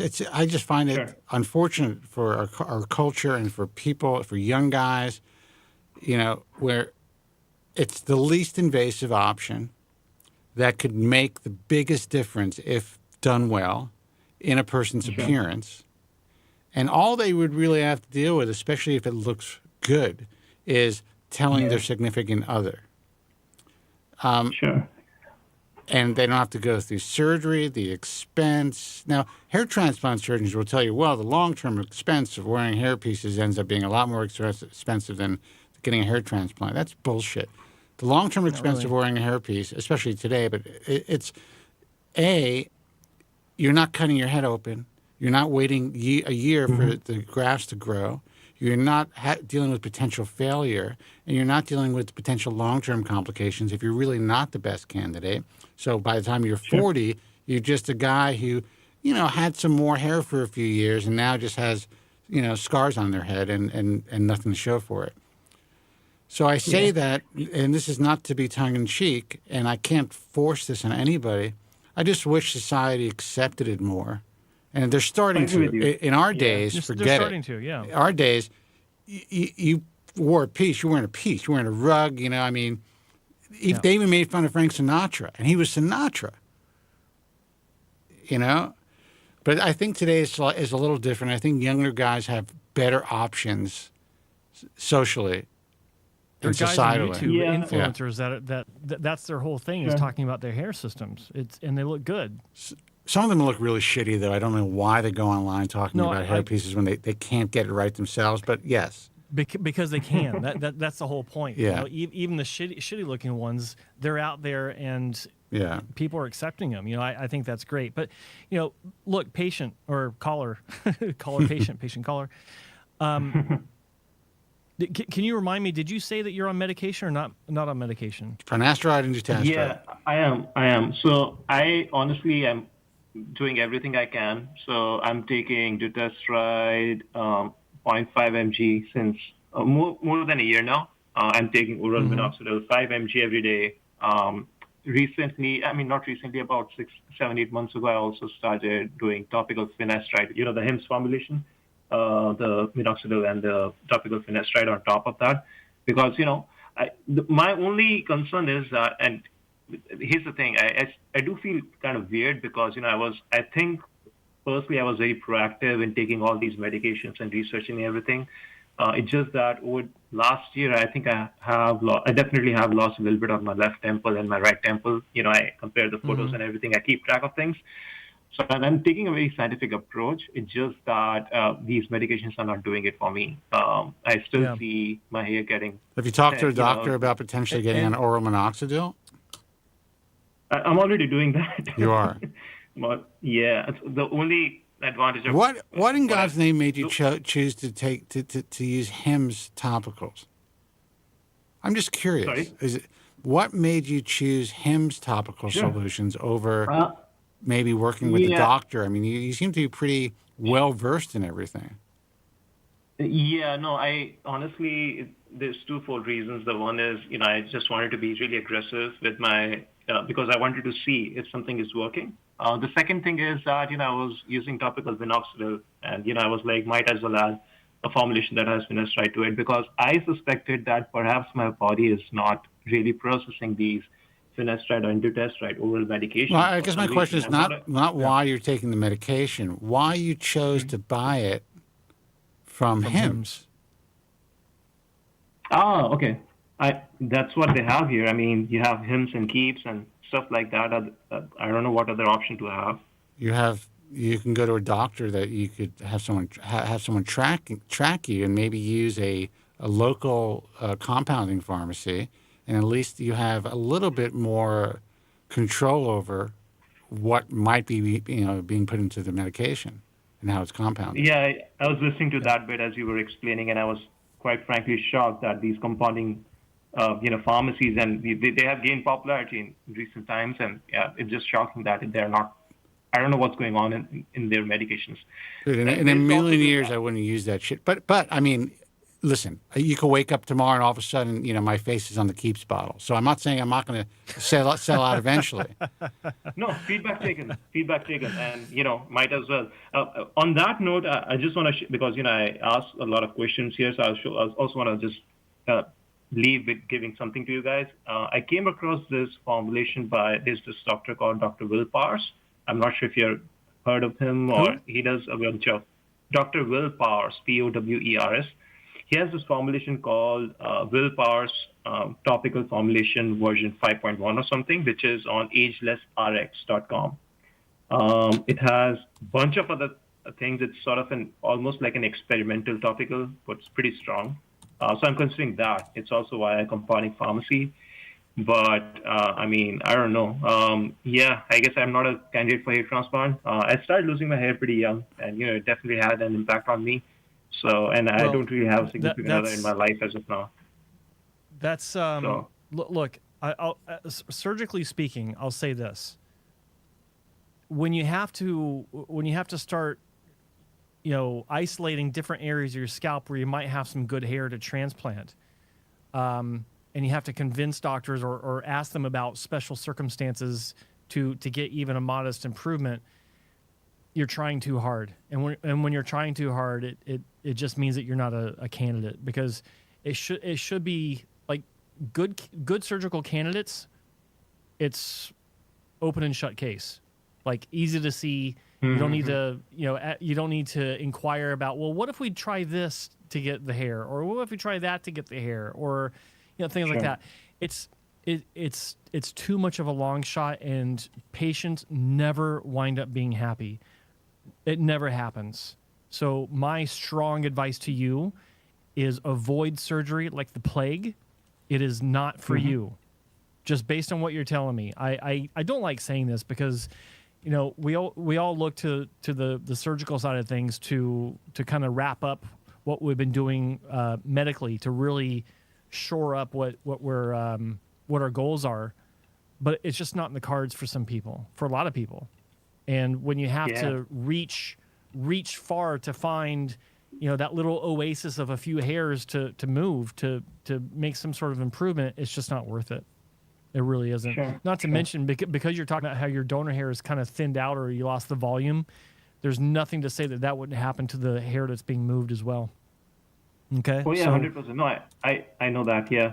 I'm just you know, I'm just surprised and also sort of a little bit disappointed that you know, if I didn't really have this thing, let's say 2-3 years ago. Like I never thought about my donor hair or anything like that. It was just here at the back of my head, and you know, it was just fine. I don't know if it was maybe post-COVID something happened because you know, I did get COVID. Well, I'm going to let you. I'm going to let you. We don't let you go, but I'm going to tell you this one thing before I let you go. Sure. I had for a very long time the most insane growing back and sides. The back of my hair, you know, in the nape would grow long. It was pretty full. I mean, everyone told me you were never going to lose that. That's never going to change. And the last 5 years, is it COVID? I don't know. I definitely have some retrograde. It's thinned out. I mean, it's okay. It looks once I get it cut, it's fine. But you know, it wisps out. I could see through it by the nape where I couldn't before. So that's just the way that it is. You know, I mean, I was a little shocked. I was like, I looked at it one day. I'm like, why is it like out of control in the back? And I'm like, holy shit, that's my neck. I could see my neck through my hair. You know. And that's just the way that it is. We're never safe. I can see my spine. Yeah. Well, that's because you have that whole glass thing in the back of your neck. But, you know, hair loss is it's a moving target. That's why hair transplant surgery is such a difficult, nuanced form of cosmetic surgery because you're trying to hit that moving target. And guys who are great candidates or thought to be candidates, say at 29, their entire assessment, if they wait just 2 or 3 years, might be different at 33 or 34. And some of those grafts that would have been utilized, especially via FUE at 29, would start to miniaturize. And then they'd be like, wait a second, this hair transplant's not holding up. So that doesn't happen with everybody. But it's a devolving, sadly, process. Our hair is eroding. That's what it is. Yeah, my current plan of action is to just try out different medications and see if something works. Because, you know, it's not worthwhile getting a hair transplant when you're not. You could just get a wig like Joe and move on with your life. Exactly. Yeah, I mean, honestly, I come from a region where arranged marriages are already a thing and this and that, and I've really been lucky in my life to find the partner. I've been on dates and stuff. I mean, I'm talking too much about my personal life here, but that's the thing. You know, there are cultural implications of just, you know, shaving it all down, although I might just consider doing that this year or whatever. But, you know, that's what I was going to ask you. I was going to ask you if you ever considered that, because some guys, I've had guys call me back and say, you know what, I took your advice, I shaved it, I love it. What the hell was I thinking? I should have tried this 5 years ago. You know, and on the flip side, brother, I live in British Columbia, okay? Surrey, British Columbia is just half an hour away, and it has one of the largest Indian or Southeast Asian populations on the planet outside of India, outside of London. And I've heard this story so many times, guys saying it's a cultural thing, I got to have my hair. And it's much more pronounced in some of the Southeast Asian communities than it is in other communities, especially where it's like, look, I got a wedding coming up. All I care is if my hair is ready for my wedding. After that, I don't give a shit because it won't matter. They just want their hair.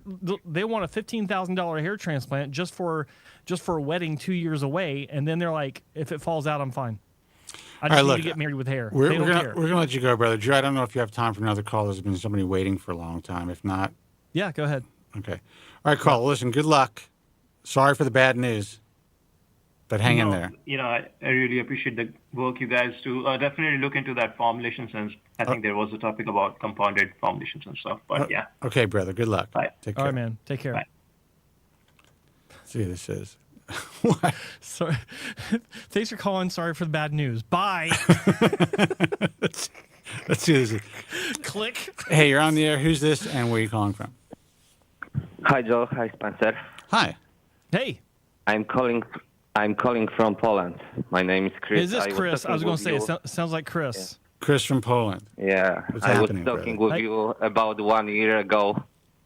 And Yeah, how you doing? month I will have next month I will have my second repair surgery with Dr. Bizanga in Belgium. Okay, good. Yes. So, yeah, I'm afraid a little bit because my case was that, like, I really didn't need the surgery, the hair transplant. The first one, yeah. Yeah. And they punched a lot of grafts from my donor area, and they put all of them mostly between my native hair. Mm-hmm. Yeah, so like the first repair surgery was that they punched out about 440 grafts from my temples. Yeah, so like I don't know what can happen in the next repair surgery. Like, do you know any case that about like crown surgery? Because like I've got like my crown, my. Oh, first, I thought you said clown surgery. I was like, Joe may know about that. Yeah. Funny. Yeah. Chris, let me ask you, in the first surgery with the first clinic, did you have grafts put into the crown? Yes. You did. Okay. So when you're asking what can be done in the crown, you're asking what can be done to address the previous work in the crown. I don't know, like. It depends on what you want done. Like, do you want those grafts removed? Are they causing problems? Was there shock loss from the work? Like, what's going on? Yeah, they are pluggy. They look like palm trees. Like they like different angle than my native hair. Like, Yeah. Are they sticking like straight up? Or are they at a? Yeah. Are they at a right angle from your I scalp? send you email. I send you email with all the photos. Like when I started watching your live today, I send you email like the photos from repair and like the other one like. Okay. Let's see if I can. Okay. Why don't you find those, Joe? Yeah. So all right, I gotta pull them up on. Are we allowed to put them up on the screen? Like, Chris, yeah, I think you can. Yeah. I won't put any up that have your face or it looks like you have your face. Like with my face, that are only photos before any hair transplant. Like I had really beautiful hair. Like. So what made you get a transplant when you had beautiful hair? You just thought you were starting to lose it, and you freaked out? Like I had like bad time in my life, so like I had like problems with my temples. So my friend told me, you should go to Turkey. I know one place with good doctor, and I went there. I even went before I went. I checked. It wasn't any clinic. It was hospital, and they assured me that it's like. Did your friend get a commission? It's doctor with 15 years of experience. Did your friend get a commission, and are you still friends with this guy? No. Okay. And I didn't know a lot about hair transplant, but I knew that I just need maybe 2,000 grafts, and I told them like 3 times, like just use 2,000 grafts. But I think they punch around maybe 4,000 or 5,000, and they like put all the grafts between my native hair. Like. I'm really sorry that you went through that, brother. So I think they. Go ahead. I think that they destroyed more my native hair that I needed like for the surgery. Like they cut all my head. Yeah, and that's I hate to say it, but that's not unusual. it's just you go to these places and they just go to town, man. They get these girls working on you, and they're like machines, just destroying people's donor. So, were you able to pull it up, Joe, or Yeah. Should I'm just going there. should I there's take a bunch of nap? them. Well, you can take a nap. I mean, I'm just trying to. There's so many images here.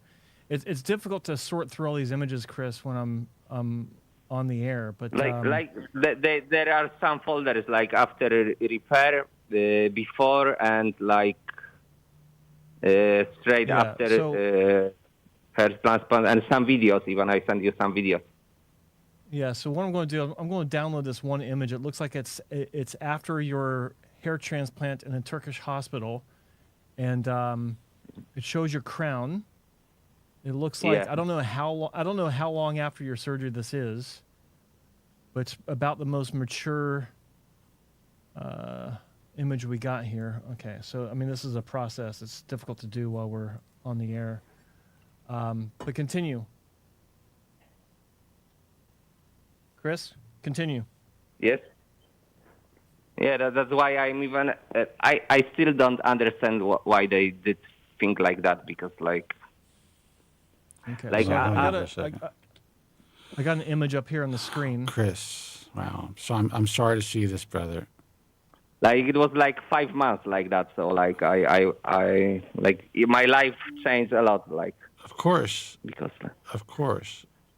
Yeah. I mean, the good news is you have light-colored hair. So, I mean, as it's growing out in the second image, it certainly looked better. like Spencer, you should see my hair before hair transplant. Like Chris, would we be able to? I mean, since it's on the air, would I be able to use this image on if I decide to put a segment on Instagram? Yeah, of course. Just please like blur maybe my face like on the other photos like. Well, no, your face. This is just the back of your head, so your face isn't. Yeah. Like, Joe, can you show like how they plant the graft? Like, I can even tell you. Joe, go back to the second Yeah. picture that you showed that you had some regrowth. Yeah. Okay. I could see your hair. I could see the top and also just the texture itself. Being able to wear it that short and still have it standing at that angle means you have really strong quality hair to work with. Like there is no baldness in my family also. No baldness in your family. Yeah.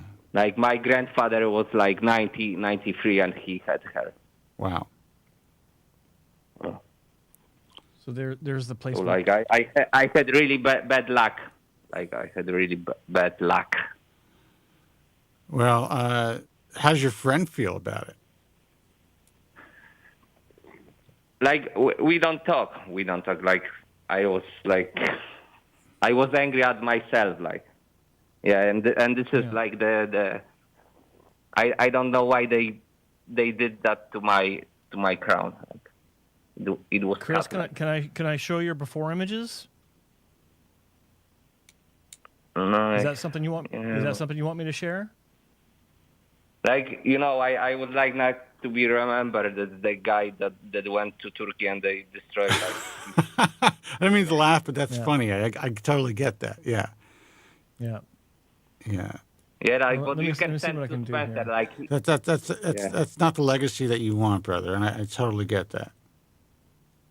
yeah, because I really didn't need this, and like now, like I think like if it was any case that like crown repair, like is it even possible to punch out some grafts from the crown and put them like okay.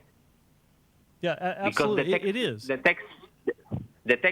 The texture of the hair, like they put like strong, like hard grafts to the crown, and like I had like really, sorry for my English, but like Your English is a lot better than my Polish. It's even hard for me to talk about it. Like, Of course. and Yeah. yeah. I'm all I can say is I'm devastated for you, and I'm so sorry that you had to go through this. And I guess we just have to help you to get to a place where, and Dr. Prasanga, to get to a place where you can kind of feel comfortable in your own skin again and go on with your life. But this is a very common situation that's happening everywhere now. I mean, people from all over the world are flocking to Turkey to have this done to themselves, even before they are candidates for hair transplant surgery, just to make minor tweaks. And then these companies, these so-called clinics, so-called doctors are destroying them. And for whatever reason, these kids don't want to believe me when I say this. They don't want to believe me. They don't want to believe there's people who've experienced what you've experienced, But Spencer is like, because of the influencers. Today you talk about one influencer. It's also the same case in Poland. Like, I know a lot of people, they watch the influencers and they think like to go to Turkey, it's like nothing bad can't happen. Like, a lot of people from Poland fly to Turkey. Like, they put like people to bus, and like they fly like 10 person in plane to do hair transplant in one day. And I saved maybe 6 people, like that they wanted to go to Turkey. Like, well, my goal is to save even more. Chris, so while you're talking to Spencer, I took 2 photos of you before surgery, and I cropped your face out. It's just from your eyebrows up. Is that okay? Is that something I can share? Yeah. Okay. And can you also like show like what was the repair like? Because I had like how was cut also my head after repair, like. Yeah. Like, I had stitches on my head. That one. Here we go. Yeah. So what Dr. Bazenga did is he did the extractions and then did a running suture to try and hold those extractions closed. Here's some before images of Chris's hair. It's like a total Jude Law. Like circa 1997. Early Jude Law. I mean, you just had some. So I mean, look at this. You definitely had some recession. There's no doubt. It wasn't like you had a completely full head of hair. However, that forelock. You had a very strong forelock, and you have really good sides. And even with the recession, you have a very good framed face, for sure. So, the way that you explained it, I thought that maybe you had no recession at all, or just very, very, very minor. But still, what was done to you should not have been done. By any means. And you probably would have done better, like you said, maybe just on medication without surgery and waited. And how old are you now? 41. You're 41. Okay. I mean, also for a 41-year-old, that's some 41-year-olds kind of stay that way for a long time. I mean, I'm just sorry. I'm really sorry that you've been through what you've been through. Like, I was at the edge, like 6 months. I was really in bad condition, and like now I don't know if you know, but there was also a case. I think the boy was from Belgium or maybe France. He went also to Turkey to do beard transplant, and they also like took so many grafts. Like, he had, I think, 1 repair job, and after that he did suicide. Oh my God! Like, where did you hear this? Is it like online somewhere? No. I know that from doctors from ESHRS. Like, because I also talk with them. Oh my God! Yeah, I mean, he didn't like the hair transplant. He just Go ahead. Go ahead, man. Yeah, like it's a really sad story, and I know exactly what what he feels like inside, like. Because after all the things that they've done to me in Turkey, like I had like really deep depression, like maybe 4 or 5 months I didn't want to go outside from my house.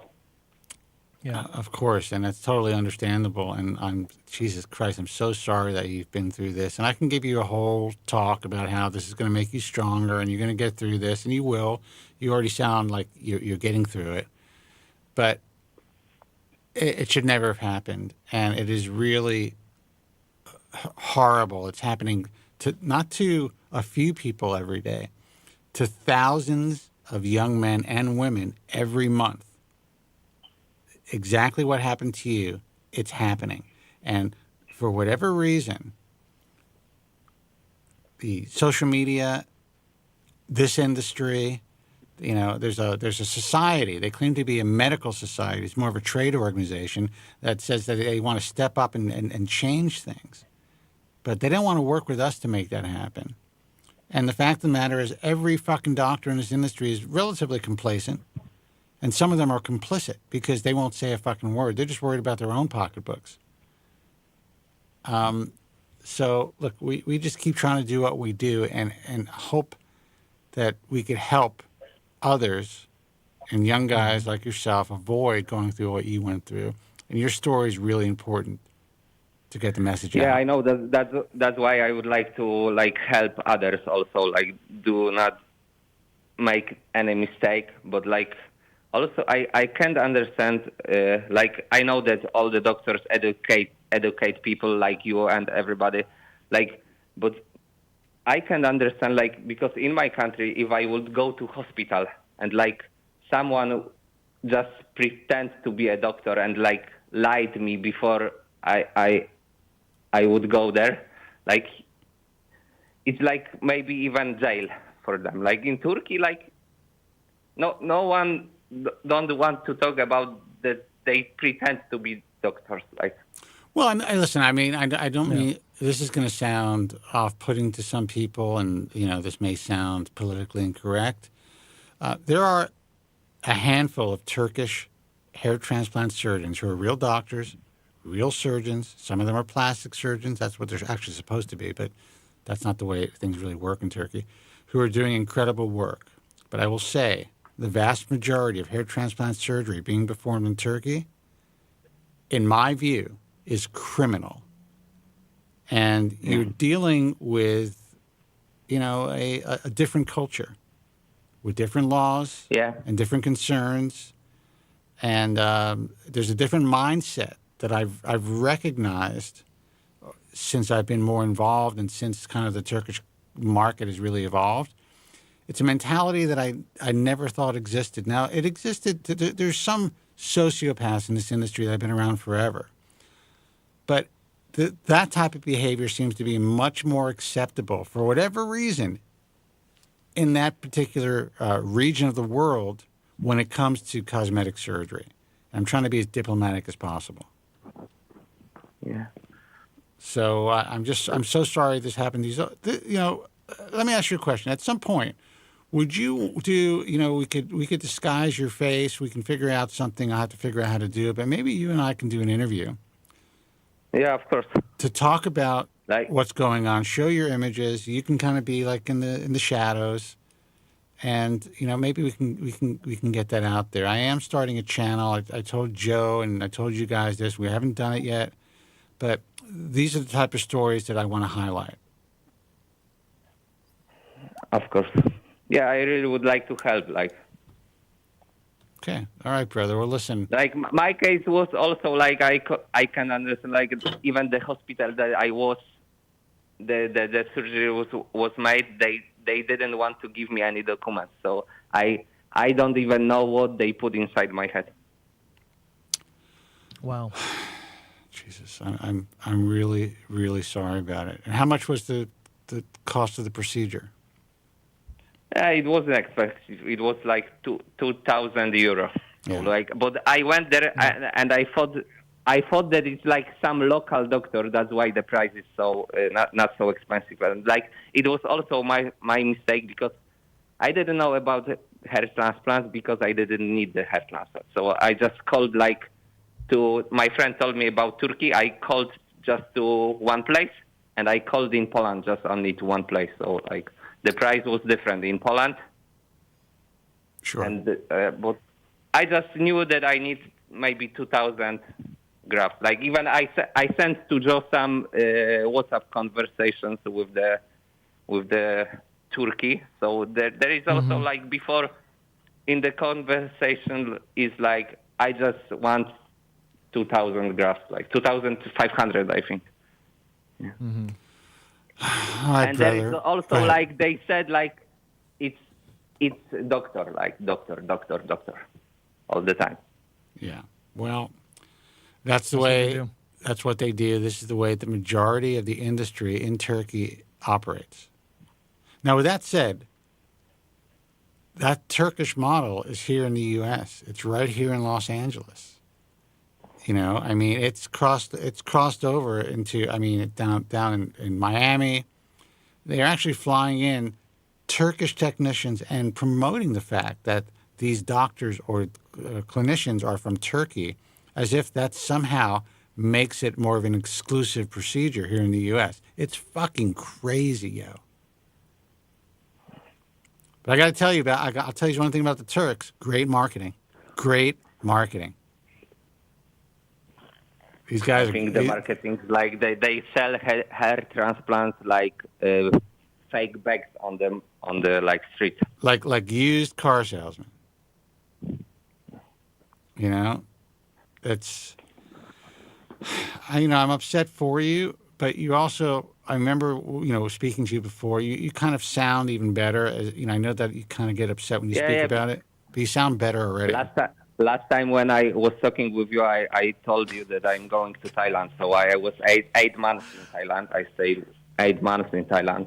And I was training 2 times every day, like in one of the best like clubs, MMA and Muay Thai in Thailand. Yeah. That's exciting, good. Brother.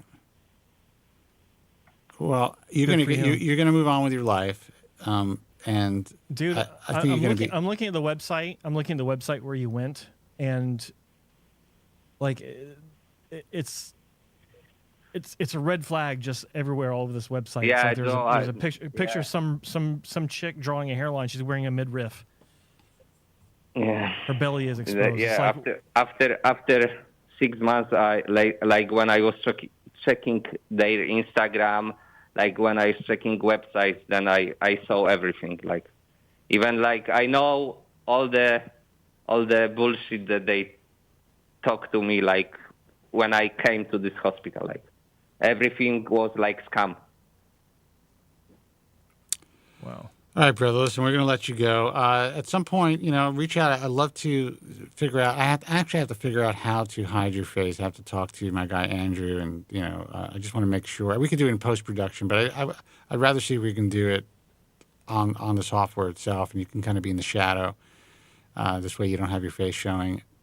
We could always do it in post production too, and I would send you the tape prior to make sure that you're comfortable with it. But I think that your story is really important, and we want to get more of these stories out there. Now, here's the problem that I see also. No one wants to watch the negative shit. That doesn't go viral, man. It's a sad part. It should, and maybe we can try to make it happen, but no one wants to hear the truth. The bullshit is what goes viral. It's the nonsense and the sales and the influencers that get millions of views. And I would like to try to change that somehow. You know what? Hey, Chris. Yes. Were these ladies, were these doctors, or were these people that did the surgery? Were they Turkish? Because they don't look Turkish. They were. Are you sure about that? They told me that. Yeah, they told me that they are Turkish. They work all the time. They work till now. But they changed the place after my surgery. They changed the place. What I'm seeing, just off the top of my head, what I'm seeing here is when you go to the About Us section, this is normally where a clinic would say, you know, we have Dr. So-and-so, and this is their background. We got Dr. So-and-so, this is their background. It's got the picture of the two main people there and nothing about who they are. It's just got a couple of glamour photos and about how the clinic will take care of you. That's all it's saying. And I'm looking at the designer of the website actually signed the website, and it looks like he's Russian or some sort of Russian name. And these people that did the surgery, they look Russian or Eastern European, not so much Turkish. So that's what I'm asking. It's like what's going on here? It seems unusual. It was Turkish hospital, but like I think like it was private hospital. So and my mistake was that I listened to my friend. Like I seen this guy. He was like 3 months after surgery. But he told me that he wanted 4,000 grafts. Yes, so like he was looking okay 3 months after. Like I didn't know that like he's gonna have also palm trees in hairline. So like everything was looking good. And I asked him, do you know anybody who went there? Yes, I know 5 people. So like, but it was like he was saying bullshit. So like maybe your buddy was getting a commission. Your buddy might have been getting a commission. But it's the same. Like people watch the Instagram stories, they watch TikToks. Like now I see like when I see those headlines, like I know that is like bullshit. Yeah, but Dude, people. There are women that want to. We live in a crazy world, man. There are women who sell images of their feet. They make $1 million a month. Think about that. Think about what goes on in this world. And the reason I said that is because we're talking about what goes on online and how I'm not going to say people are dumb, but just how we've kind of put the reality of medicine out the window. We kind of put it aside, and somehow we're all sucked into what's happening in this little box in our hand. And people think they're doing their research. They're asking questions on these people's profiles. They think that, they know how to do their due diligence. But all they are doing is interacting with people who are making money selling hair transplants or making money just getting views as influencers. It's a really sick culture that we're in. But the feet thing, I have pretty good looking feet. So if anyone wants to buy pictures of an old man's feet, maybe I'll make that happen. All right, brother, listen. But I felt like that, like dumb guy. Yeah. I didn't check anything. Like I went there like to the hairdresser. Yeah. Well, that's also the norm now. That's the new normal. That's actually reality. You're not dumb. You're just like everybody else. We had the advantage of being in this industry for 30 years and the advantage of, what Joe went through and making those mistakes and what I saw along the way when I was doing my research. And it's a very unique perspective that most people don't have. And you know what's interesting about this new normal of the industry? Even the guys that got fucked up initially, even when they were fucked up, they were selling shit online. And then they've gotten repaired since, and they're still selling shit. It's like, and they gain these big followings, and I it's frustrating. It doesn't, on a personal level, it doesn't affect my life, so I should be able to step back from it and say, yeah, you know what, it sucks, but I've made my situation. I've built my life over the last 30 years, and it doesn't affect me, and I made the right moves, and whatever it is. But sometimes I look at this stuff, and I almost lose sleep at night, thinking, why can't we make an even bigger dent than we've made all these years? Why aren't more people watching Joe, for instance, than who are watching all these other sellouts? You know what I mean? Yeah. All right, brother. We're going to go. Thank you so much for the call and for the content, and I'm so sorry for everything that's happened to you. When you want, feel free to reach out to me. I hope that Dr. Bizanka I would like to have natural look. Joe told me like that my case is like now to have natural look like. I think it's if anyone can make that happen, it's Chris. Yeah. All You're right? in good hands with him. You're in good hands. For sure. Tell him I Yeah, said hello. like- Good luck in your next surgery. Okay, thank you. Talk soon. Take care. Bye-bye. Take care. Bye. All right, callers, we're not going to take any more calls because it's 5:30. So we're going to go. It is. Great show, though. Excellent show. If you actually will hold on, I can go and take a piss and I can go live on Instagram and take your call. But don't hang up because I'll be pissed if I set this whole fucking thing up and then the callers are gone. But he won't know who you are, so you can call back again anytime. Oh, I know. I see. I have his phone number right here. Right here. Right in front of me. 416 area code. And I'm going to keep it. So if you want to hold on for like That's Toronto. If you want to hold on for like 5 to 7 minutes, I'll set up my Instagram. I'll get a drink. I was thinking about going out and having a couple of drinks and some pasta. Also, I'm not sure if I'm going to do that or not. Last time it didn't work out well for me. Bloat. Besides the bloat, it was just like all of a sudden I'm drinking whiskey with this like Israeli dude and his 40-year-old, 63-year-old Israeli guy, 40-year-old wife. They're telling me their life story. You know. Hey, what do you do? It was fun. Making friends. It was fun. Making friends, influencing people. Fun until it wasn't. All right, Joseph, thank you so much for letting us use your channel for this for a little podcast, a little live stream.